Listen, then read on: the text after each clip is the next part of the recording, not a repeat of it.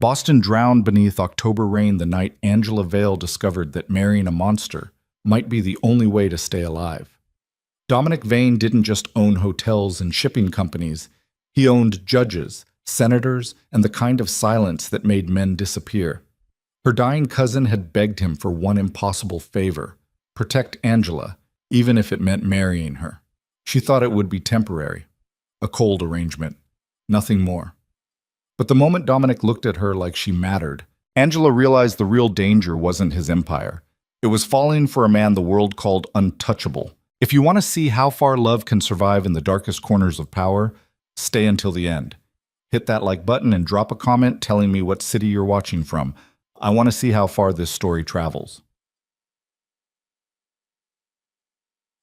Angela Vale had spent 32 years perfecting the art of being invisible. She moved through rooms with her shoulders slightly hunched, her voice barely above a whisper, her entire existence calibrated to avoid drawing attention.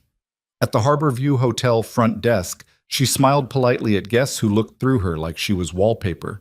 She wore secondhand coats with loose threads. She ate lunch alone in the break room, reading novels with cracked spines that cost $1 at thrift stores. Her family treated her like an obligation they resented fulfilling. Aunt Evelyn's Christmas dinners always had one chair too few, and Angela spent those evenings perched on a kitchen stool while her cousin Savannah laughed too loudly about vacations Angela would never take. No one asked how she was doing, no one cared. She had learned early that being overlooked was safer than being noticed for the wrong reasons. Then Elias got sick. Elias Mercer was the only person in the Vale family who had ever looked at Angela like she was human. He was her second cousin, older, sharper, someone who had clawed his way out of Boston's rougher neighborhoods and made something of himself before lymphoma started eating him alive. He called her once a week, sent her books, remembered her birthday when everyone else forgot. When the cancer spread to his brain, he asked Angela to visit him at Mass General. The hospital room smelled like antiseptic and slow death. Elias lay propped against pillows, his body wasted down to angles and shadows. His skin had gone the color of old paper, but his eyes were still fierce. "You deserve better than what they give you," he rasped. Angela sat beside the bed, hands folded in her lap. "I'm fine, Elias." "Bullshit," he coughed wetly. "You're 32 and you're still apologizing for existing." She didn't have an answer for that. Elias reached for her hand. His fingers felt like bird bones wrapped in tissue.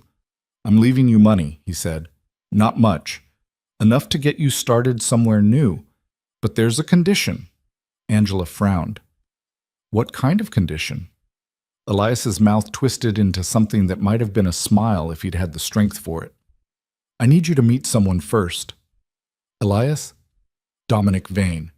Angela went still. She had heard that name before. Everyone in Boston had. Dominic Vane was the kind of man people mentioned in lowered voices, the kind whose name appeared in newspapers only in connection with federal investigations that somehow never went anywhere. He owned luxury hotels, private clubs, shipping companies. He threw charity galas where senators and CEOs wrote checks they could never explain to their accountants. And beneath all of it, there were rumors. Whispers about money laundering, offshore accounts, shipments that disappeared into the Atlantic. Men who crossed him tended to lose contracts, licenses, sometimes entire businesses. A city councilman who tried to block one of his construction permits ended up resigning after a scandal involving underage prostitutes, a scandal that materialized out of nowhere and vanished just as quickly once the councilman was gone. Dominic Vane was untouchable, dangerous, and Elias wanted her to meet him. "Why?" Angela whispered. Elias squeezed her hand weakly. "Because I trust him, and because he owes me." "Owes you what?" "His life." Elias coughed again, harder this time. "I pulled him out of a burning car when we were kids. He's never forgotten, and he won't forget this either." Angela shook her head. "I don't understand what you're asking me to do." Elias looked at her for a long moment, his expression softening into something almost sad. "I'm asking you to let him protect you." "From what?" "From ending up exactly where you are now for the rest of your life." The words hit like a slap. Angela pulled her hand back. "I'm fine, Elias. I don't need—" "You're not fine." His voice turned harsh. "You're surviving." That's not the same thing. She stood abruptly, her chair scraping against the linoleum floor. I should go.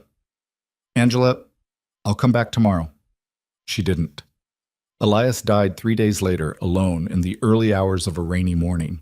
The funeral was small. Aunt Evelyn cried loudly and theatrically while Savannah stood beside her looking bored. Angela sat in the back row of the chapel, numb, clutching a crumpled tissue she never used. After the service, a man approached her in the parking lot. He was tall, over 6 feet, with dark hair swept back from a sharp, angular face. His suit looked expensive in a way that didn't announce itself, the kind of tailoring that cost more than Angela made in 3 months. His eyes were pale gray, cold and focused, the kind of eyes that saw everything and gave away nothing. Angela Vale? She turned, startled. Yes? He extended a hand. Dominic Vane. Her breath caught. Up close, he was even more unsettling. There was something predatory in the way he stood, perfectly still, perfectly controlled, like a man who had learned to weaponize patience. Angela shook his hand quickly and let go. I didn't expect to meet you here. Elias was important to me. Dominic's voice was low, quiet, almost gentle. It didn't match the rest of him. I'm sorry for your loss. Thank you. Silence stretched between them. Dominic glanced toward the chapel, where mourners were filing out into the drizzle. Can we talk somewhere private? Angela hesitated. Every instinct told her to say no, to walk away, to get into her beat-up Honda and drive back to her cramped studio apartment and forget this conversation ever happened. But Elias had trusted this man, and Elias had never been wrong about people. Okay, she said quietly. They ended up at a coffee shop 2 blocks away, one of those places with exposed brick and overpriced lattes. Dominic ordered black coffee. Angela ordered tea she didn't drink. They sat across from each other in a corner booth. Dominic studied her for a moment, his expression unreadable. Elias made me promise something before he died, he said finally. Angela wrapped both hands around her teacup. What kind of promise? To protect you. She blinked. Protect me from what? From ending up invisible. The words landed hard. Angela looked down at her tea. I don't need protection. That's not what Elias thought. Elias was sick. He wasn't thinking clearly. Dominic leaned back slightly, his gaze never leaving her face. He was the clearest I've ever seen him. He knew exactly what he was asking. Angela's throat tightened. And what was he asking? Dominic's jaw tightened almost imperceptibly. He asked me to marry you. The world tilted. Angela stared at him, certain she had misheard. What? He wanted me to marry you, what? Dominic repeated calmly. For 1 year. Give you access to resources, connections, a foundation to build something better than what you have now. Angela's hands started trembling. That's insane. It's practical. She stood abruptly, nearly knocking over her tea. I'm not some charity case you can fix with money. Dominic didn't move. I never said you were. Then why would you even consider this? Because I owed Elias everything. His voice stayed level. And because he believed you deserved more than what the world has given you. Angela felt tears burning behind her eyes. I can't. I won't. There are no strings, Dominic said quietly. The marriage would be legal but temporary. 1 year. After that, you walk away with financial security and the kind of reputation that opens doors. No one ever has to know it was anything but real. And what do you get out of it? Dominic's expression shifted slightly, something almost like pain flickering across his features before disappearing. Peace, he said, knowing I kept my word to a man who saved my life. Angela sank back into the booth, her mind spinning. This was insane. Marrying a stranger, a dangerous stranger, just because her dying cousin had asked him to protect her. It sounded like something out of a melodramatic novel, not real life. But real life had been 32 years of invisibility. 32 years of hearing her aunt sigh heavily whenever Angela walked into a room. 32 years of watching other women get promoted, get married, get noticed, while she remained stuck behind a hotel front desk answering phones for people who would never remember her name. Dominic was offering her an exit, temporary, transactional, but an exit nonetheless. I need to think about it, she whispered. Dominic nodded once. He pulled a business card from his jacket and slid it across the table. Take your time, he said. But, Angela? She looked up. Elias didn't make this request because he pitied you. He made it because he saw something in you that no one else bothered to look for. He stood, left cash on the table for both their drinks, and walked out into the rain. Angela sat alone in the coffee shop for another hour, staring at the business card. By the time she left, she had already made her decision. Psych. The courthouse wedding happened on a Thursday afternoon. No family, no friends, just Angela, Dominic, a judge who looked like he asked too few questions, and two witnesses pulled from the hallway outside. Angela wore a simple navy dress she had bought on sale 3 years ago. Dominic wore the same dark suit he had worn to Elias's funeral. The whole ceremony took less than 10 minutes.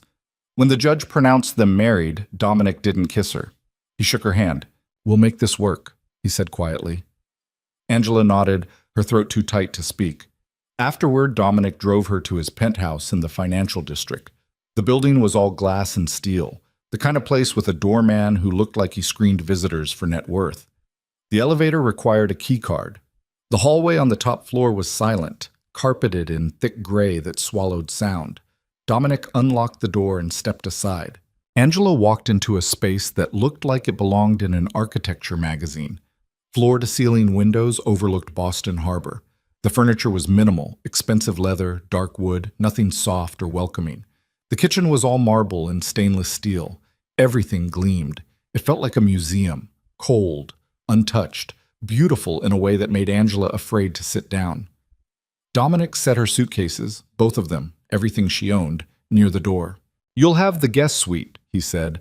It has its own bathroom, privacy. Angela turned to face him. Where will you sleep?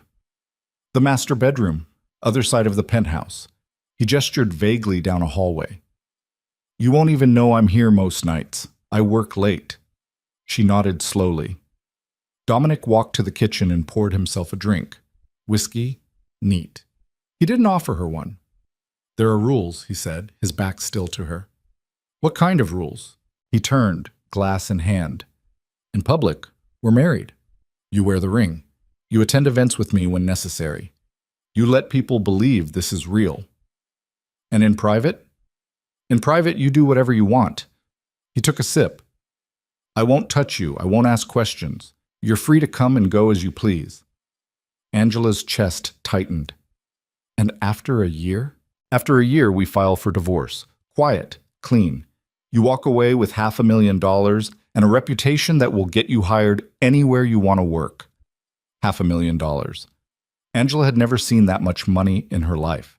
She could go back to school, move to a different city, start over completely. But standing in this sterile, beautiful penthouse, looking at a man who had just married her out of obligation, Angela felt something cold settle in her stomach. Why are you really doing this? She asked. Dominic set his glass down on the counter. I told you I owed Elias. That's not enough. His jaw tightened. It has to be. Angela took a step closer. Did Elias tell you why he wanted this? Why he thought I needed protecting? Dominic's expression didn't change, but something shifted in his eyes. Something almost like guilt. He said you deserve better than being forgotten. Angela's throat burned. And you believed him? I did. Why? Dominic looked at her for a long moment, his gaze steady and unreadable. Because I know what it's like to be invisible, he said quietly. And I know what it costs. Before Angela could respond, his phone buzzed. He glanced at the screen, his expression hardening instantly. I have to go, he said. There's food in the fridge. The security code is written on the counter. Don't answer the door for anyone. Dominic, but he was already moving, grabbing his coat, his keys, his phone. He paused at the door, glancing back at her one last time. Welcome home, Angela. Then he was gone. Angela stood alone in the enormous penthouse, the city glittering below her like a galaxy she didn't belong to. She walked slowly to the guest suite. It was bigger than her entire studio apartment. The bed was king-sized, covered in white linens that looked like they had never been slept in. The bathroom had a soaking tub and heated floors. Angela sat on the edge of the bed and stared at the ring on her finger. Gold. Simple. Expensive. A lie she had agreed to wear. She thought about Elias dying alone in that hospital room, trying to save her one last time. She thought about Dominic, a man who had married her out of loyalty to a ghost. And she thought about herself, 32 years old, sitting in a stranger's penthouse, wondering if she had just made the worst mistake of her life. Outside, rain began to fall. Angela lay back on the bed, still fully dressed, and stared at the ceiling. She didn't cry. She was too numb for that. But somewhere deep inside, beneath the shock and the fear and the disbelief, something else stirred. A tiny, fragile spark of hope. Maybe Elias had been right. Maybe she did deserve better. Maybe this insane arrangement would actually work.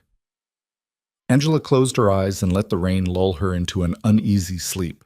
She didn't hear Dominic return hours later. Didn't hear him pause outside her door, his hand resting briefly on the frame before he walked away. Didn't see the way his expression softened when he looked at her suitcases still sitting untouched by the front door. Dominic Vane had made a promise to a dying man. But as he poured himself another drink and stood at the window overlooking the harbor, he wondered if Elias had known what he was asking. Because protecting Angela was one thing. But the moment she had looked at him in that courthouse and said, "I do," with her voice trembling and her hands shaking, Dominic had felt something crack open inside him, something he had buried years ago, something dangerous. He drained his glass and set it down hard on the counter. 1 year. He could survive 1 year. He had survived worse. But as he walked to his bedroom and closed the door, Dominic couldn't shake the feeling that Elias Mercer had just handed him the one thing more dangerous than any enemy he'd ever faced: a reason to care. Angela woke to the smell of coffee. For a moment she forgot where she was. Then the unfamiliar weight of the expensive sheets, the faint hum of city traffic far below, the sheer size of the room, it all came rushing back. She was married to Dominic Vane. She sat up slowly, her body stiff from sleeping in her dress. Pale morning light filtered through the floor-to-ceiling windows. The rain had stopped, leaving the city washed clean and gleaming. Angela showered quickly, grateful for the privacy of the guest bathroom. She changed into jeans and a sweater, brushed her hair, avoided looking at herself in the mirror for too long. When she finally emerged, she found Dominic in the kitchen. He was dressed differently than yesterday. Black t-shirt, dark jeans, barefoot. His hair was damp. He looked younger this way, less intimidating, almost human. He glanced up when she entered. "Coffee?" "Yes, please." He poured her a cup without asking how she took it, then slid the sugar and cream across the counter. Angela sat on one of the high stools, wrapping both hands around the mug. They didn't speak. Dominic leaned against the counter, scrolling through his phone with one hand while sipping his own coffee. The silence wasn't comfortable, but it wasn't hostile either. It was just there. Finally, Angela cleared her throat. "Do you have rules about the kitchen?" Dominic looked up. "What? Can I use it? Cook, or is there—" "Angela." He set his phone down. "This is your home now. Use whatever you want." She nodded, feeling ridiculous. Dominic studied her for a moment. "You don't have to tiptoe around me." "I'm not—" "You are." His voice was quiet but firm. "You apologized 3 times yesterday for existing. I'm not your family. I'm not going to punish you for taking up space." Angela's cheeks flushed. "I didn't realize I was doing that." "I know." Dominic picked up his coffee again. "That's the problem." Before she could respond, his phone buzzed. He glanced at the screen, his expression hardening. "I have a meeting," he said. "I'll be gone most of the day. If you need anything, my assistant's number is on the fridge." "Okay." He started to leave, then paused. "Angela?" "Yes?" "You start work at the hotel again Monday, right?" She blinked, surprised he knew that. "Yes?" Dominic's jaw tightened slightly. "You don't have to go back. I need the job." "No," he said quietly. "You don't." "Dominic, I'm not telling you what to do," he interrupted. "But you're my wife now. Legally. That means you have access to my accounts.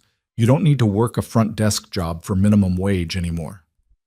Angela's stomach twisted. "I can't just take your money." "It's not taking. It's part of the agreement." The agreement was for after the year is over. Dominic looked at her for a long moment, something unreadable flickering across his face. The agreement, he said slowly, was that I protect you. I can't do that if you're still stuck in the same place Elias found you. Then he left. Angela sat alone in the kitchen, her coffee going cold, her mind spinning. She thought about going back to the Harborview Hotel. Thought about standing behind that desk while guests treated her like furniture. Thought about her aunt and Savannah inevitably finding out about the marriage and showing up to humiliate her in front of everyone. Dominic was right. She didn't have to go back. But quitting felt like admitting she needed him, and Angela had spent her entire life refusing to need anyone. She spent the rest of the day unpacking her suitcases. It didn't take long. 2 suitcases didn't hold much. A few changes of clothes, some books, a jewelry box with nothing valuable inside, a photo of her and Elias from 5 years ago. She placed the photo on the nightstand in the guest suite. Elias smiled up at her from the frame, looking healthy and whole. "I hope you knew what you were doing," Angela whispered. That night, Dominic didn't come home until after midnight. Angela was still awake, reading in the living room when she heard the elevator ding. The penthouse door opened. Dominic stepped inside and Angela's breath caught. His shirt was torn, blood stained his collar. His knuckles were raw and bruised. He froze when he saw her. "You're still up," he said quietly. Angela set her book aside, her heart pounding. "What happened?" "Work." "Dominic, it's nothing." He started toward his bedroom, moving carefully, like his ribs hurt. Angela stood. "You're bleeding." "I'm fine." "You're not fine." He stopped, his back still to her.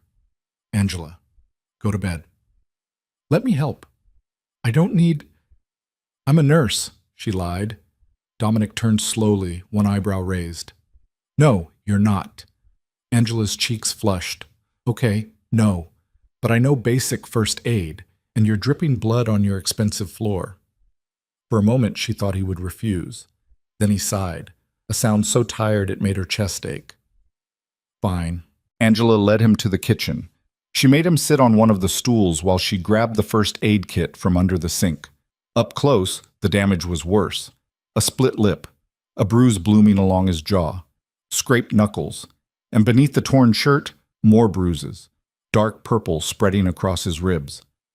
Angela worked quickly, cleaning the blood from his face with steady hands. Dominic watched her the entire time, his pale eyes unreadable. "You don't have to do this," he said quietly. "I know. Most people would be scared right now." Angela paused, antiseptic-soaked cotton hovering near his split lip. "Of you?" "Of what I am." She met his gaze directly. "What are you?" Dominic's jaw tightened. "Dangerous."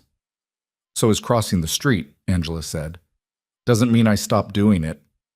Something shifted in his expression. Surprise, maybe. Or something closer to respect. Angela finished cleaning his face, then carefully lifted his torn shirt to examine his ribs. The bruises were worse than she thought.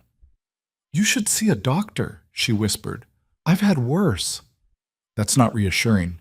Dominic caught her wrist gently. "Angela." She looked up. "Thank you," he said quietly. Their faces were inches apart. Angela could smell whiskey and blood and something darker. Smoke, maybe, or gunpowder. She should have pulled away. Should have put distance between them. Instead, she found herself staring at his mouth, at the split in his lower lip she had just cleaned. "You're welcome," she whispered. Dominic released her wrist and stood abruptly. "I should shower," he said, his voice rougher than before. "Okay." He left without another word. Angela stood alone in the kitchen, her hands trembling. She cleaned up the first aid supplies, threw away the bloodied cotton, washed her hands twice. Then she went back to her room and closed the door. She didn't sleep. Because somewhere between cleaning blood from a dangerous man's face and feeling his hand on her wrist, Angela had realized something terrifying. This wasn't just an arrangement anymore. This was something she couldn't control. And for the first time in her life, Angela wasn't sure if that scared her or thrilled her. Angela stopped going to the hotel. She told herself it was temporary, just a few days to settle into the penthouse, to figure out how to navigate this strange new marriage. But 3 days became a week. A week became 2. And every morning when she thought about calling her manager to explain, something stopped her. Pride, maybe. Or fear that if she went back, she'd never leave again. Dominic didn't push. He left early, came home late, and in the brief moments they crossed paths, he treated her with careful distance. Polite, civil, like a stranger sharing an elevator. But the bruises on his face faded slowly, and Angela noticed new ones appearing. Fresh cuts on his knuckles. A limp he tried to hide. Dark circles under his eyes that makeup couldn't cover. Whatever business Dominic conducted in the shadows, it was getting worse. On the 14th night of their marriage, Angela woke to voices. Low, urgent, coming from somewhere deeper in the penthouse. She sat up slowly, her heart hammering. The clock on the nightstand read 2:47 a.m. Angela slipped out of bed and crept to her door, pressing her ear against the wood. Don't care what Marcus thinks. Dominic's voice, cold and sharp. He had his chance to negotiate. That window closed. A second voice, male, rougher. He's not going to accept this quietly. You're asking for a war. I'm ending one. By burning half the waterfront? Silence. Then Dominic, quieter now. Get out. I said get out. Footsteps, the elevator chiming, then nothing. Angela stood frozen outside her door, her pulse racing. She should go back to bed. Pretend she hadn't heard anything. This wasn't her business. This was exactly the kind of world she had agreed not to ask questions about. But her hands were already turning the doorknob. She found Dominic standing at the floor-to-ceiling windows, staring out at the harbor. He had a glass of whiskey in one hand. His other hand was braced against the window, knuckles white with tension. He didn't turn when she entered. You should be asleep, he said quietly. Angela crossed her arms. So should you. Can't. Why not? Dominic took a long drink, draining the glass. Because every time I close my eyes, I see things I'd rather forget. Angela moved closer, her bare feet silent on the cold floor. What kind of things?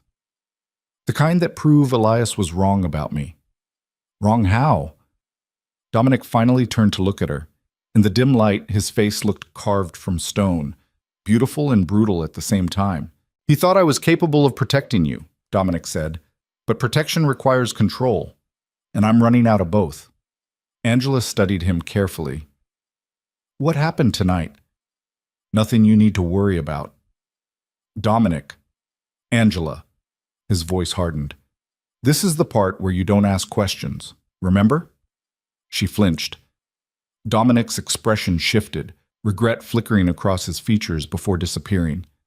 I'm sorry, he said quietly. That came out wrong. Did it?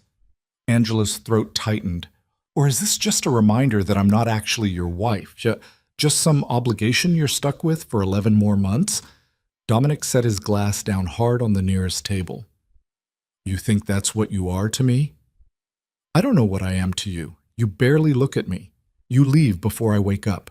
You come home bleeding and won't tell me why. Her voice cracked. I'm living in your house like a ghost you're too polite to acknowledge. That's not... Dominic dragged a hand through his hair, frustration radiating off him. I'm trying to protect you. From what? From me. The words echoed in the silence. Angela stared at him. Dominic's chest rose and fell rapidly, his control finally cracking. You want to know what happened tonight? I put 3 men in the hospital because they tried to move product through my territory without permission. I broke someone's arm because he looked at me wrong. I burned a warehouse to the ground because the owner thought he could negotiate with threats instead of cash. He stepped toward her, and Angela's breath caught. That's who I am, Dominic said, his voice low and dangerous. That's what I do. And the further you stay from it, the safer you are. Angela lifted her chin. I didn't ask to be safe. I asked to be seen. You are seen. No, she shook her head. You see an obligation. You see Elias's dying wish, but you don't see me. Dominic moved so fast, Angela barely registered it. Suddenly, he was right in front of her, close enough that she could feel the heat radiating off his body. I see you, he said, his voice rough. I see the way you wrap both hands around coffee mugs because you're always cold. I see how you dog-ear pages in books instead of using bookmarks. I see you flinch every time someone raises their voice because your family spent 30 years teaching you that you weren't worth listening to. Angela's breath hitched. I see all of it, Dominic continued, and it's driving me insane. Why? His jaw clenched. Because I promised Elias I'd protect you, not complicate your life, not drag you deeper into my world. And every time I look at you, I want to break that promise. The air between them felt electric. Angela's heart was pounding so hard she thought it might crack her ribs. What if I want you to break it? She whispered. Dominic's eyes darkened. Angela. I'm tired of being protected, she interrupted. I'm tired of being handled like I'm fragile. I married you. I moved into your home. I cleaned blood off your face and didn't ask questions even though every instinct told me to run. Her voice dropped. So don't tell me you're protecting me by pretending I don't exist. For a long moment, Dominic just stared at her. Then he reached out slowly and tucked a strand of hair behind her ear. The touch was so gentle it made Angela's chest ache. You're not an obligation, he said quietly. You never were. Then what am I? Dominic's thumb traced her cheekbone. You're the thing I didn't know I was missing until Elias put you in front of me. Angela's eyes burned. That's not an answer. It's the only one I have. She should step back, should put distance between them before this became something neither of them could control. Instead, Angela leaned into his touch. I'm not going anywhere, she whispered. Dominic's hand stilled against her face. You should. I know. This won't end well. Maybe not. Angela. She kissed him. It was clumsy and desperate and nothing like the controlled distance they'd maintained for 2 weeks. Dominic froze for half a second, then kissed her back with the kind of hunger that felt like drowning. His hands gripped her waist. Angela's fingers tangled in his hair. The kiss deepened, turned rougher, all teeth and need and something dangerous neither of them could name. When they finally broke apart, both breathing hard, Dominic rested his forehead against hers. This changes everything, he said hoarsely. Angela's hands were still fisted in his shirt. I know. We can't go back after this. I don't want to go back. Dominic pulled away slightly, searching her face. You don't know what you're saying. Yes, I do. Angela's voice was steady despite the trembling in her hands. I've spent my whole life being careful, being small, disappearing so no one would notice me. And I'm done. Angela, I want this, she interrupted. I want you, even if it's messy, even if it's dangerous, even if it only lasts 11 more months. Dominic's expression cracked, something raw and vulnerable breaking through his carefully maintained control. It won't last 11 months, he said quietly. Angela's stomach dropped. What? Because I'm not letting you go after a year. His hands came up to frame her face. I'm not letting you go ever. Then he kissed her again, slower this time, like he was memorizing the shape of her mouth. Angela melted into him, her entire world narrowing to the feel of his hands on her skin, the taste of whiskey on his tongue, the way he held her like she was something precious instead of broken. They made it to his bedroom, barely. Clothes came off in between kisses. Angela's sweater, Dominic's shirt, her hand shaking as she traced the bruises still mottled across his ribs. Does it hurt? She whispered. I don't care. They fell into bed together, urgent and clumsy and achingly real. Afterward, Angela lay curled against Dominic's chest, listening to his heartbeat slow. His fingers traced lazy patterns along her spine. We're going to regret this in the morning, she murmured. Dominic's arm tightened around her. No, we won't. How do you know? Because I've been regretting not doing this since the day I married you. Angela smiled against his skin. That's only been 2 weeks. Longest 2 weeks of my life. She laughed, a soft, breathless sound that felt foreign in her own throat. Dominic tilted her chin up and kissed her forehead. Stay, he said quietly. I'm not going anywhere. I mean, in this bed. Tonight. Every night. Angela's chest tightened. Dominic, I know what the agreement was, he interrupted. Separate rooms, distance. But I can't do it anymore. Not after this. Angela searched his face. What are you saying? I'm saying this isn't temporary for me anymore. His voice was raw. If that scares you, tell me now. But don't lie to yourself about what this is. Angela's breath caught. She thought about the guest suite, still mostly packed. Thought about the gold ring on her finger that was supposed to mean nothing. Thought about Elias, who had orchestrated this entire arrangement, knowing exactly what he was doing. It scares me, she whispered. Dominic's jaw tightened. Then, but I'm not leaving. His eyes searched hers. Why not? Because being scared means I actually care about something, and I haven't cared about anything in years. Dominic kissed her again, slow and deep and full of promises neither of them could guarantee.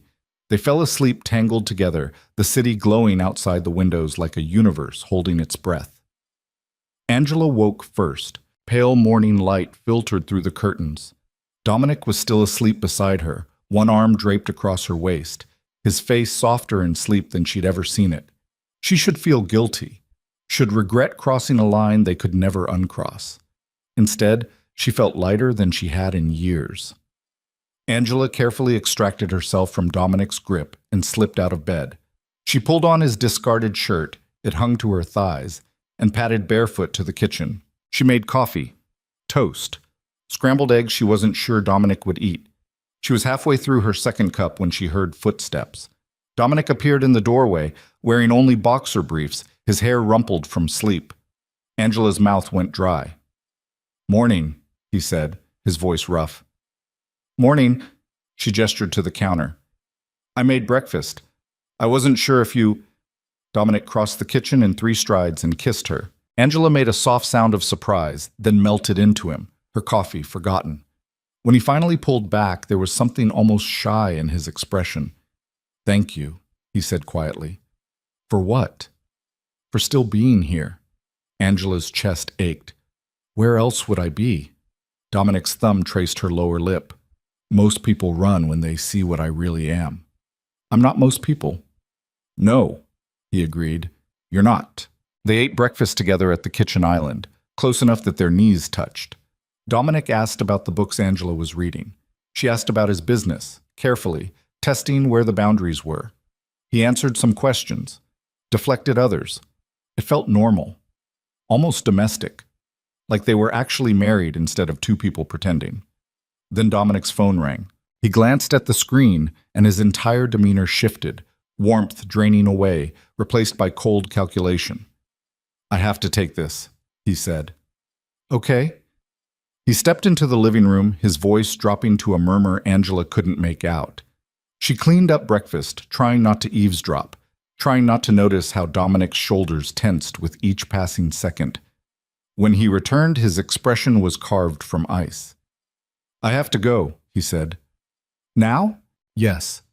He was already moving, pulling on clothes, grabbing his keys. "I'll be back tonight. Maybe later. Don't wait up." "Dominic." He stopped at the door, turning back to look at her. Angela stood in the kitchen wearing his shirt, her hair messy, her lips still swollen from his kisses. Something cracked in his expression. "Lock the door behind me," he said quietly. "Don't open it for anyone." "You're scaring me." "Good." He crossed back to her and kissed her hard. "That means you'll be careful." Then he was gone. Angela stood alone in the penthouse, her heart racing. She locked the door, checked the windows, tried to read, and couldn't focus. Hours passed. Afternoon bled into evening, evening into night. Dominic didn't call, didn't text. Angela paced the penthouse, her anxiety building with every passing minute. She thought about calling him, decided against it, thought about it again. At midnight, she finally gave up and went to bed. Not the guest suite. Dominic's bed, where the sheets still smelled like him. She didn't sleep. At 3 a.m., she heard the elevator. Angela was out of bed instantly, her pulse hammering. The penthouse door opened. Dominic stepped inside, and this time the damage was worse. His face was a mess, swollen eye, split cheekbone, blood dried in streaks along his jaw. His shirt was torn open, his knuckles were shredded. But it was his eyes that stopped Angela cold. Empty, flat, like he'd left something essential somewhere else, and returned hollow. "Dominic, don't," he said quietly. Angela ignored him. She crossed the room and reached for his face. He caught her wrist, not hard, but firm. "I said don't." Let me help you. You can't. Dominic, I killed someone tonight. The words hit like a physical blow. Angela's breath stopped. Dominic's grip on her wrist loosened, but he didn't let go. He was moving against me, Dominic continued, his voice toneless. Trying to take territory I've held for 5 years. I gave him chances, warnings. He didn't listen. Angela's throat closed. So I made an example, Dominic said. The kind people remember. He finally released her wrist and walked to the window, putting distance between them. Angela's hands were shaking. Why are you telling me this? Because you deserve to know what you're sleeping with. You think I don't already know? Dominic laughed, a harsh, bitter sound. You know I'm dangerous. You don't know what that actually means. Then tell me. He turned to face her. It means I don't lose sleep over putting people in the ground. It means I'll burn this entire city if it keeps you safe. It means I've done things that would make you leave if you had any sense. Angela crossed her arms, trying to stop the trembling. And you're telling me this now, why? To scare me off? To give you an out before this gets worse? What if I don't want an out? Angela, you think I'm naive, she interrupted. You think because I worked a hotel desk and lived small that I don't understand what you are. But I'm not stupid, Dominic. I knew what I was getting into the day Elias told me your name. Dominic's jaw clenched. Then you're more reckless than I thought. Maybe, Angela stepped toward him, or maybe I just finally found something worth the risk. I'm not worth anything. That's not your choice to make. They stared at each other across the dark penthouse, the city glittering behind them like broken glass. I can't protect you from myself, Dominic said finally. Angela's voice was steady. I'm not asking you to. Then what are you asking? I'm asking you to stop pushing me away every time things get hard. Dominic's hands flexed at his sides. You don't understand. Let me. Jean, then help me understand. Angela closed the distance between them. You said you see me. Let me see you. For a long moment, Dominic just looked at her. This woman who should have run the first night she cleaned blood off his face, who should have packed her bags the second she understood what he really was. Instead, she stood in front of him wearing his shirt, her chin lifted, refusing to flinch. I grew up in Southie, Dominic said quietly. My father drank himself to death before I turned 10. My mother worked 3 jobs and still couldn't keep the lights on. I was 14 the first time I broke someone's nose for money. 16 when I realized I was good at violence. 18 when Elias Mercer found me half dead in an alley and decided I was worth saving. Angela listened without interrupting. He gave me structure, Dominic continued, introduced me to people, taught me how to turn violence into power. By the time I was 25, I owned more territory than men twice my age. By 30, I was untouchable. And now? Angela asked softly. Dominic's expression darkened. Now I'm fighting to keep what's mine while everyone in this city tries to take it. Why not walk away? Because the second I show weakness, everything collapses, and everyone who depends on me ends up dead. Angela reached for his hand carefully. His knuckles were still bleeding, the skin torn and raw. Let me clean this, she whispered. Dominic didn't pull away. They moved to the bathroom together. Angela made Dominic sit on the edge of the tub while she gathered supplies, antiseptic, gauze, medical tape. She worked in silence, cleaning each knuckle with careful precision. Dominic watched her the entire time, his breathing slow and measured. You should be terrified of me, he said quietly. Angela met his eyes. I am. Then why are you still here? Because terror and love aren't mutually exclusive. Dominic's breath caught. Angela finished bandaging his hands and set the supplies aside. I love you, she said simply. I don't know when it happened. Maybe the first night you came home bleeding. Maybe when you defended me to Savannah. Maybe it's been building since the courthouse. But it's there, and I'm not running from it. Dominic stood slowly, his bandaged hands coming up to cup her face. I've never loved anyone, he said hoarsely. I don't know how. Then we'll figure it out together. He kissed her, desperate and raw and full of something that felt like surrender. They made it back to bed. This time it was slower, more careful, like they were both terrified of breaking something fragile. Afterward, Dominic held her close, his fingers tracing patterns along her shoulder. "This won't be easy," he murmured against her hair. "I know. People will try to hurt you to get to me." "Let them try." Dominic pulled back enough to look at her. "Angela, I'm not fragile," she said firmly. "Stop treating me like I'll shatter. You're the most important thing in my life. That makes you a target. Then teach me how to protect myself." Dominic's eyes widened slightly. "What?" "You heard me." Angela sat up, the sheet pooling around her waist. "If being with you makes me a target, then teach me how to fight back. Don't just lock me in this penthouse and hope no one finds me." Dominic stared at her for a long moment. Then, slowly, he smiled. A real smile, the kind that transformed his entire face. "Elias knew exactly what he was doing when he sent you to me," Dominic said. "What do you mean?" "He knew I needed someone who wouldn't break." Dominic tucked hair behind her ear. "Someone who would push back instead of running." Angela leaned into his touch. "So you'll teach me?" "On one condition." "What?" "You promise me that if I tell you to run, you run. No questions, no hesitation." Angela considered this. "Okay. You mean that?" "If it keeps you from shutting me out again, yes." Dominic kissed her forehead. "Deal." They fell asleep tangled together, and for the first time since their wedding, Angela felt like they were actually building something real. She should have known better. Nothing good lasts in Dominic Vane's world. The next morning, Angela woke to shouting. She sat up fast, disoriented. Dominic was already out of bed, pulling on pants, his expression sharp with alarm. "Stay here," he ordered. "What's happening?" "I said stay here." He was gone before she could argue. Angela grabbed his shirt from the floor and pulled it on, her heart racing. She could hear voices now, multiple people, all talking over each other. Then Dominic's voice, cutting through like a blade. "Get out! We need to talk about this."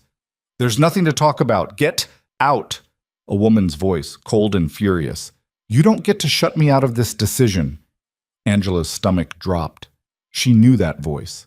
Not personally, but she'd heard it before. On the phone, during one of Dominic's late-night calls. The voice belonged to someone who had clearly been in Dominic's life long before Angela arrived. Angela crossed to the bedroom door and cracked it open. The living room was full of people. 3 men in expensive suits, and 1 woman. She was tall, blonde, dressed in tailored black like she'd walked out of a corporate boardroom.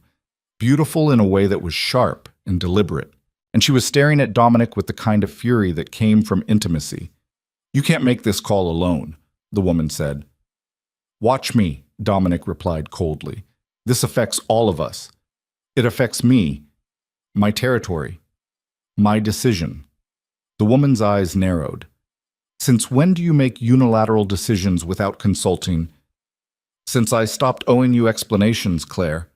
The name hit Angela like a fist. Claire. Dominic had mentioned her once, casually, months ago before they were even married. A business partner. Someone who handled the financial side of his empire. But the way Claire was looking at him now suggested their partnership had been more than business. Claire's gaze suddenly shifted. She saw Angela standing in the bedroom doorway, wearing Dominic's shirt, her hair messy, barefoot. Something dark flickered across Claire's face. "You've got to be kidding me," she said slowly. Dominic turned. His expression hardened when he saw Angela. "I told you to stay in the bedroom." "I heard shouting." "It's handled." Claire laughed, sharp and humorless. "Is this what Elias's little charity project has become? A distraction?" Angela's cheeks flushed. Dominic's voice dropped to something lethal. "Careful." "Or what?" Claire stepped toward him. "You'll choose her over 5 years of partnership? Over everything we've built?" "Yes." The word hung in the air like a gunshot. Claire's expression twisted. "You're making a mistake. That's my problem." "No," Claire said coldly. "It's all our problem. Because the second your enemies realize you're compromised, they'll come for her. And when they do, this entire operation collapses." Dominic moved so fast Angela barely saw it. Suddenly, he was in Claire's space, his voice low and dangerous. "If anyone touches her," he said quietly, "I will burn this city to ash. Are we clear?" Claire held his gaze. "Perfectly." Then she turned and walked out, the 3 men following behind her. The elevator doors closed. Silence fell. Dominic stood in the middle of the living room, his hands clenched into fists, his breathing harsh. Angela approached carefully. Dominic, not now. Who was she?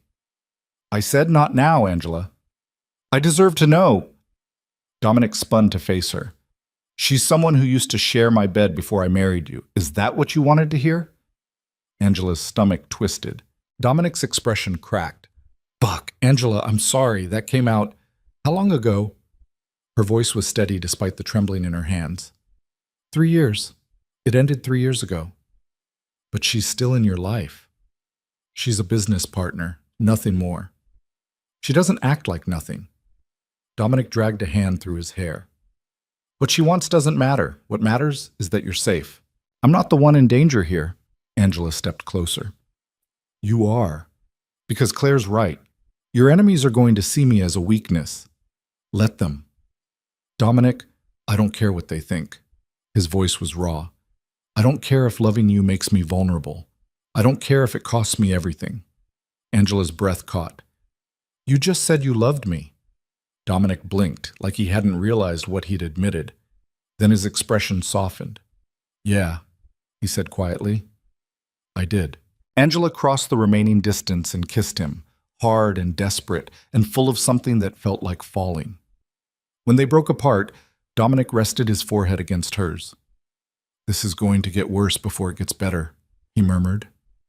I know. People are going to come after you. I know. And I'm going to do terrible things to protect you. Angela's hands fisted in his shirt. I know. Dominic pulled back enough to meet her eyes. And you're still not leaving? Not unless you make me. He kissed her again, slower this time, like a promise. But as Angela melted into him, she couldn't shake the cold knot of dread settling in her stomach, because Claire's words echoed in her mind. The second your enemies realize you're compromised, they'll come for her. And Angela had a terrible feeling that moment was coming faster than either of them were ready for. The first threat arrived 3 days later.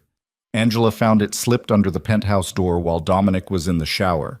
A plain white envelope with no return address, no postage, nothing to indicate how it had bypassed building security. Inside was a single photograph. Angela stared at it, her blood turning to ice. It was her, walking out of a coffee shop 2 blocks from the penthouse. The photo had been taken yesterday. She recognized the coat she was wearing, the book tucked under her arm. Someone had been following her, and they wanted her to know. Angela's hands shook as she turned the photo over. 4 words, written in block letters. She's easier than you. The bathroom door opened. Dominic stepped out, towel slung low around his hips, water still dripping from his hair. He saw her face and stopped cold. What happened? Angela handed him the envelope without a word. Dominic's expression went from concern to something murderous in the span of a heartbeat. He stared at the photo, his jaw clenching so hard, Angela heard his teeth grind. When did this arrive? Just now. It was under the door. Dominic was already moving, pulling on clothes with sharp, violent efficiency. He grabbed his phone and dialed. I need building security footage from the last hour. Every floor, every camera. A pause. I don't care if it's your day off. Get it done in 10 minutes or find a new job. He hung up and turned to Angela. Pack a bag. What? You're leaving. Today. I have a safe house in... No. Dominic's eyes flashed. This isn't a negotiation. You're right, Angela said, her voice steadier than she felt. It's not, because I'm not leaving. Angela, we talked about this. You don't get to shut me out every time things get dangerous.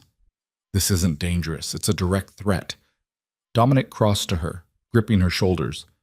Someone followed you, photographed you, got close enough to slip this under my door. Do you understand what that means? It means they're trying to scare me. It's working on me. Angela met his gaze. Then we deal with it. Together, like you promised. Dominic's hands tightened on her shoulders. For a moment, Angela thought he might physically carry her out of the penthouse himself. Then his phone rang. He answered it with a snarl. What? Angela watched his face change as he listened, fury giving way to something colder, more calculated. Send it to my phone, check. he said finally, then hung up. 30 seconds later, his phone chimed. Dominic pulled up the video and went perfectly still. "What is it?" Angela asked. He turned the screen toward her. The security footage showed the penthouse elevator. A man in a maintenance uniform stepped out, walked directly to Dominic's door, slid the envelope underneath, and returned to the elevator. But it was his face that made Angela's stomach drop. She recognized him. Not from the penthouse, from the hotel.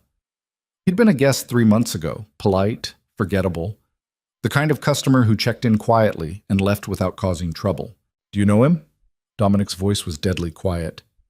"He stayed at the Harbor View," Angela whispered. "Room 412. He was there for a week in July." Dominic's expression turned to stone. "What name did he use?" I don't remember. It was months ago." "Think." Angela closed her eyes, trying to pull the memory forward. Marcus something. He paid cash."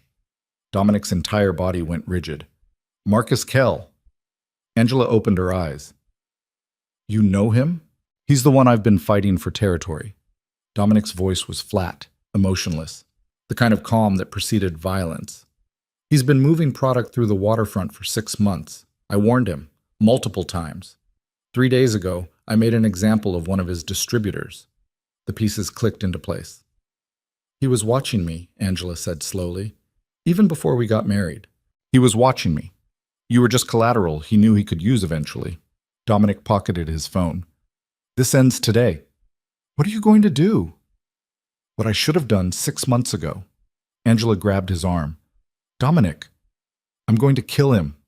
The words were matter of fact, no heat, no rage, just cold certainty. Angela's chest tightened. "You can't just—" "Yes, I can." Dominic pulled free of her grip. "And I will, because if I don't, he'll keep coming, and next time it won't be a photograph." "Then let me come with you." "Absolutely not. You said you'd teach me to protect myself." "I said I'd teach you. I didn't say I'd bring you into a war zone." Dominic cupped her face, his expression softening slightly. "I need you here. Safe. Please." Angela wanted to argue, wanted to fight him on this, but the fear in his eyes, real, raw fear, stopped her. "Okay," she whispered. Dominic kissed her hard. "Lock the door. Don't open it for anyone.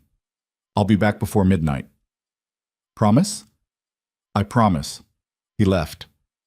Angela locked the door behind him, her hands still trembling. Then she paced. Hours crawled by.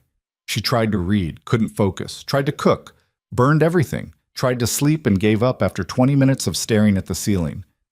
At 10 p.m., her phone rang. Unknown number. Angela almost didn't answer. Then something made her pick up. "Hello? Angela Vale?" A woman's voice. Familiar, but wrong somehow, strained, panicked. "Who is this?" "It's Claire." Angela went still. "How did you get this number?" "That doesn't matter. Listen to me very carefully. Dominic is walking into a trap." Angela's blood turned to ice. "What?" Marcus Kell knew Dominic would come for him tonight. He's been planning this for weeks. There are 15 men waiting at the warehouse. Dominic has 3. "Why are you telling me this?" Claire's voice cracked. "Because as much as I hate what you've done to him, I don't want him dead. And if you care about him at all, you'll call him right now and tell him to turn around." The line went dead. Angela's hands were shaking so hard she nearly dropped the phone. She dialed Dominic. It rang twice, then went to voicemail. No. She tried again. Voicemail. Again. Voicemail. Angela grabbed her coat, her keys, her phone. She didn't think, didn't plan. She just ran. The warehouse was on the waterfront, tucked between shipping containers and abandoned industrial buildings. Angela's Uber driver gave her a look when she told him the address. "You sure, lady? That area's not safe." "I'm sure." He dropped her off 3 blocks away and peeled out before she even closed the door. Angela ran. Her breath came in short gasps. Her shoes weren't made for running. She didn't care. She could see the warehouse now, a hulking concrete structure lit by flickering streetlights, and she could hear gunfire, sharp cracks echoing off metal and stone. Angela's heart stopped. She sprinted toward the sound, every rational thought screaming at her to turn around. The warehouse entrance was open. Inside, the space was cavernous, stacked crates, rusted machinery, shadows thick enough to hide an army. More gunshots, shouting, then silence. Angela pressed herself against a concrete pillar, trying to control her breathing. "Told you this would be easy." A man's voice, rough and unfamiliar. "Veins getting sloppy." "Where is he?" Another voice, younger. "Bleeding out behind the shipping container. Won't last long." Angela's vision blurred. She forced herself to move, creeping deeper into the warehouse, using the crates for cover. She found him slumped against a rusted container, one hand pressed against his side where blood was spreading fast across his shirt. Two of his men were down, motionless. Dominic's face was pale, his breathing shallow. Angela ran to him, dropping to her knees beside him. "Dominic." His eyes snapped open, unfocused. "Angela? I'm here. I'm here." Her hands shook as she pressed them over his, trying to slow the bleeding. "We need to get you out of here." "How?" He coughed, and blood flecked his lips. "How did you—" "Claire called me." Dominic's expression sharpened despite the pain. "Claire. She said it was a trap. Angela's voice broke. "You're bleeding so much. We need an ambulance." "No." Dominic gripped her wrist weakly. "Can't involve authorities. Call Vincent. Number's in my phone." Angela fumbled for his phone with trembling hands. Footsteps echoed across the warehouse. "Well, this is touching." Angela's blood froze. She turned slowly. Marcus Kell stood 10 feet away, flanked by 3 armed men. He was shorter than she expected, stocky, with graying hair and dead eyes. He smiled when he saw her.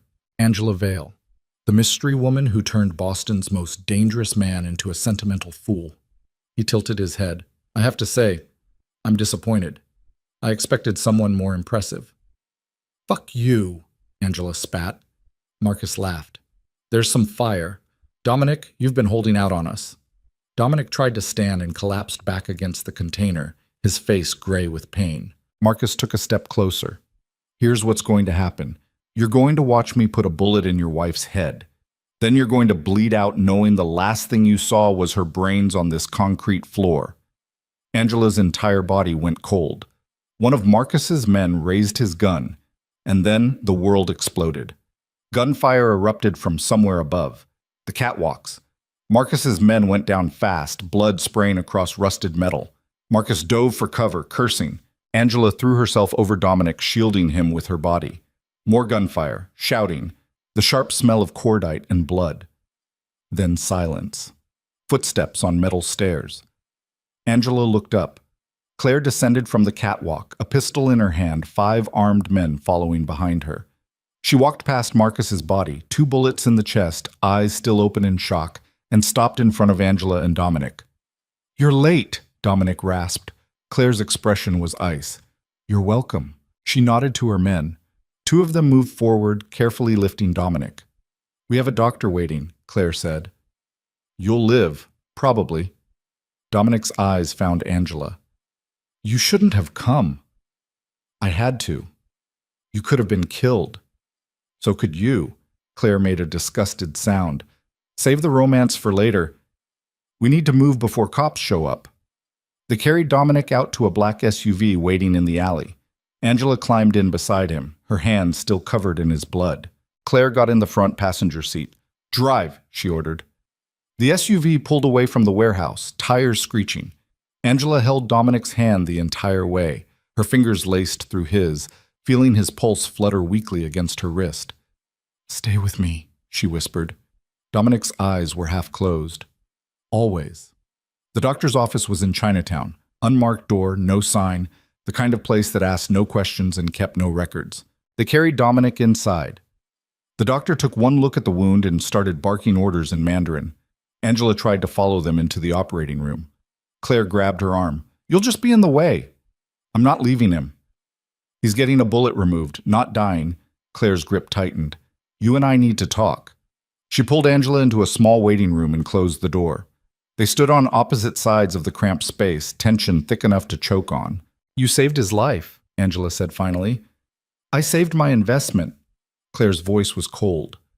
Dominic controls half the waterfront. If he dies, everything collapses. I'm not letting that happen because he got stupid over some woman. Angela's hands clenched. I'm not some woman, Sat. No, you're the weak point everyone's going to exploit now.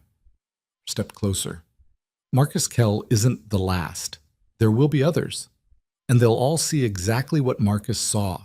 That Dominic Vane's greatest weakness walks around in second-hand coats and thinks love conquers all. You don't know anything about us. I know he was untouchable before you. Claire's eyes were hard. I know he made decisions with his head instead of his heart. I know he would have ended Marcus 6 months ago if you hadn't been a distraction. Angela's throat tightened. That's not fair. Fair doesn't matter. Survival does. Claire's expression shifted, something almost like pity flickering across her features. You think loving him makes you stronger. It doesn't. It makes you both targets.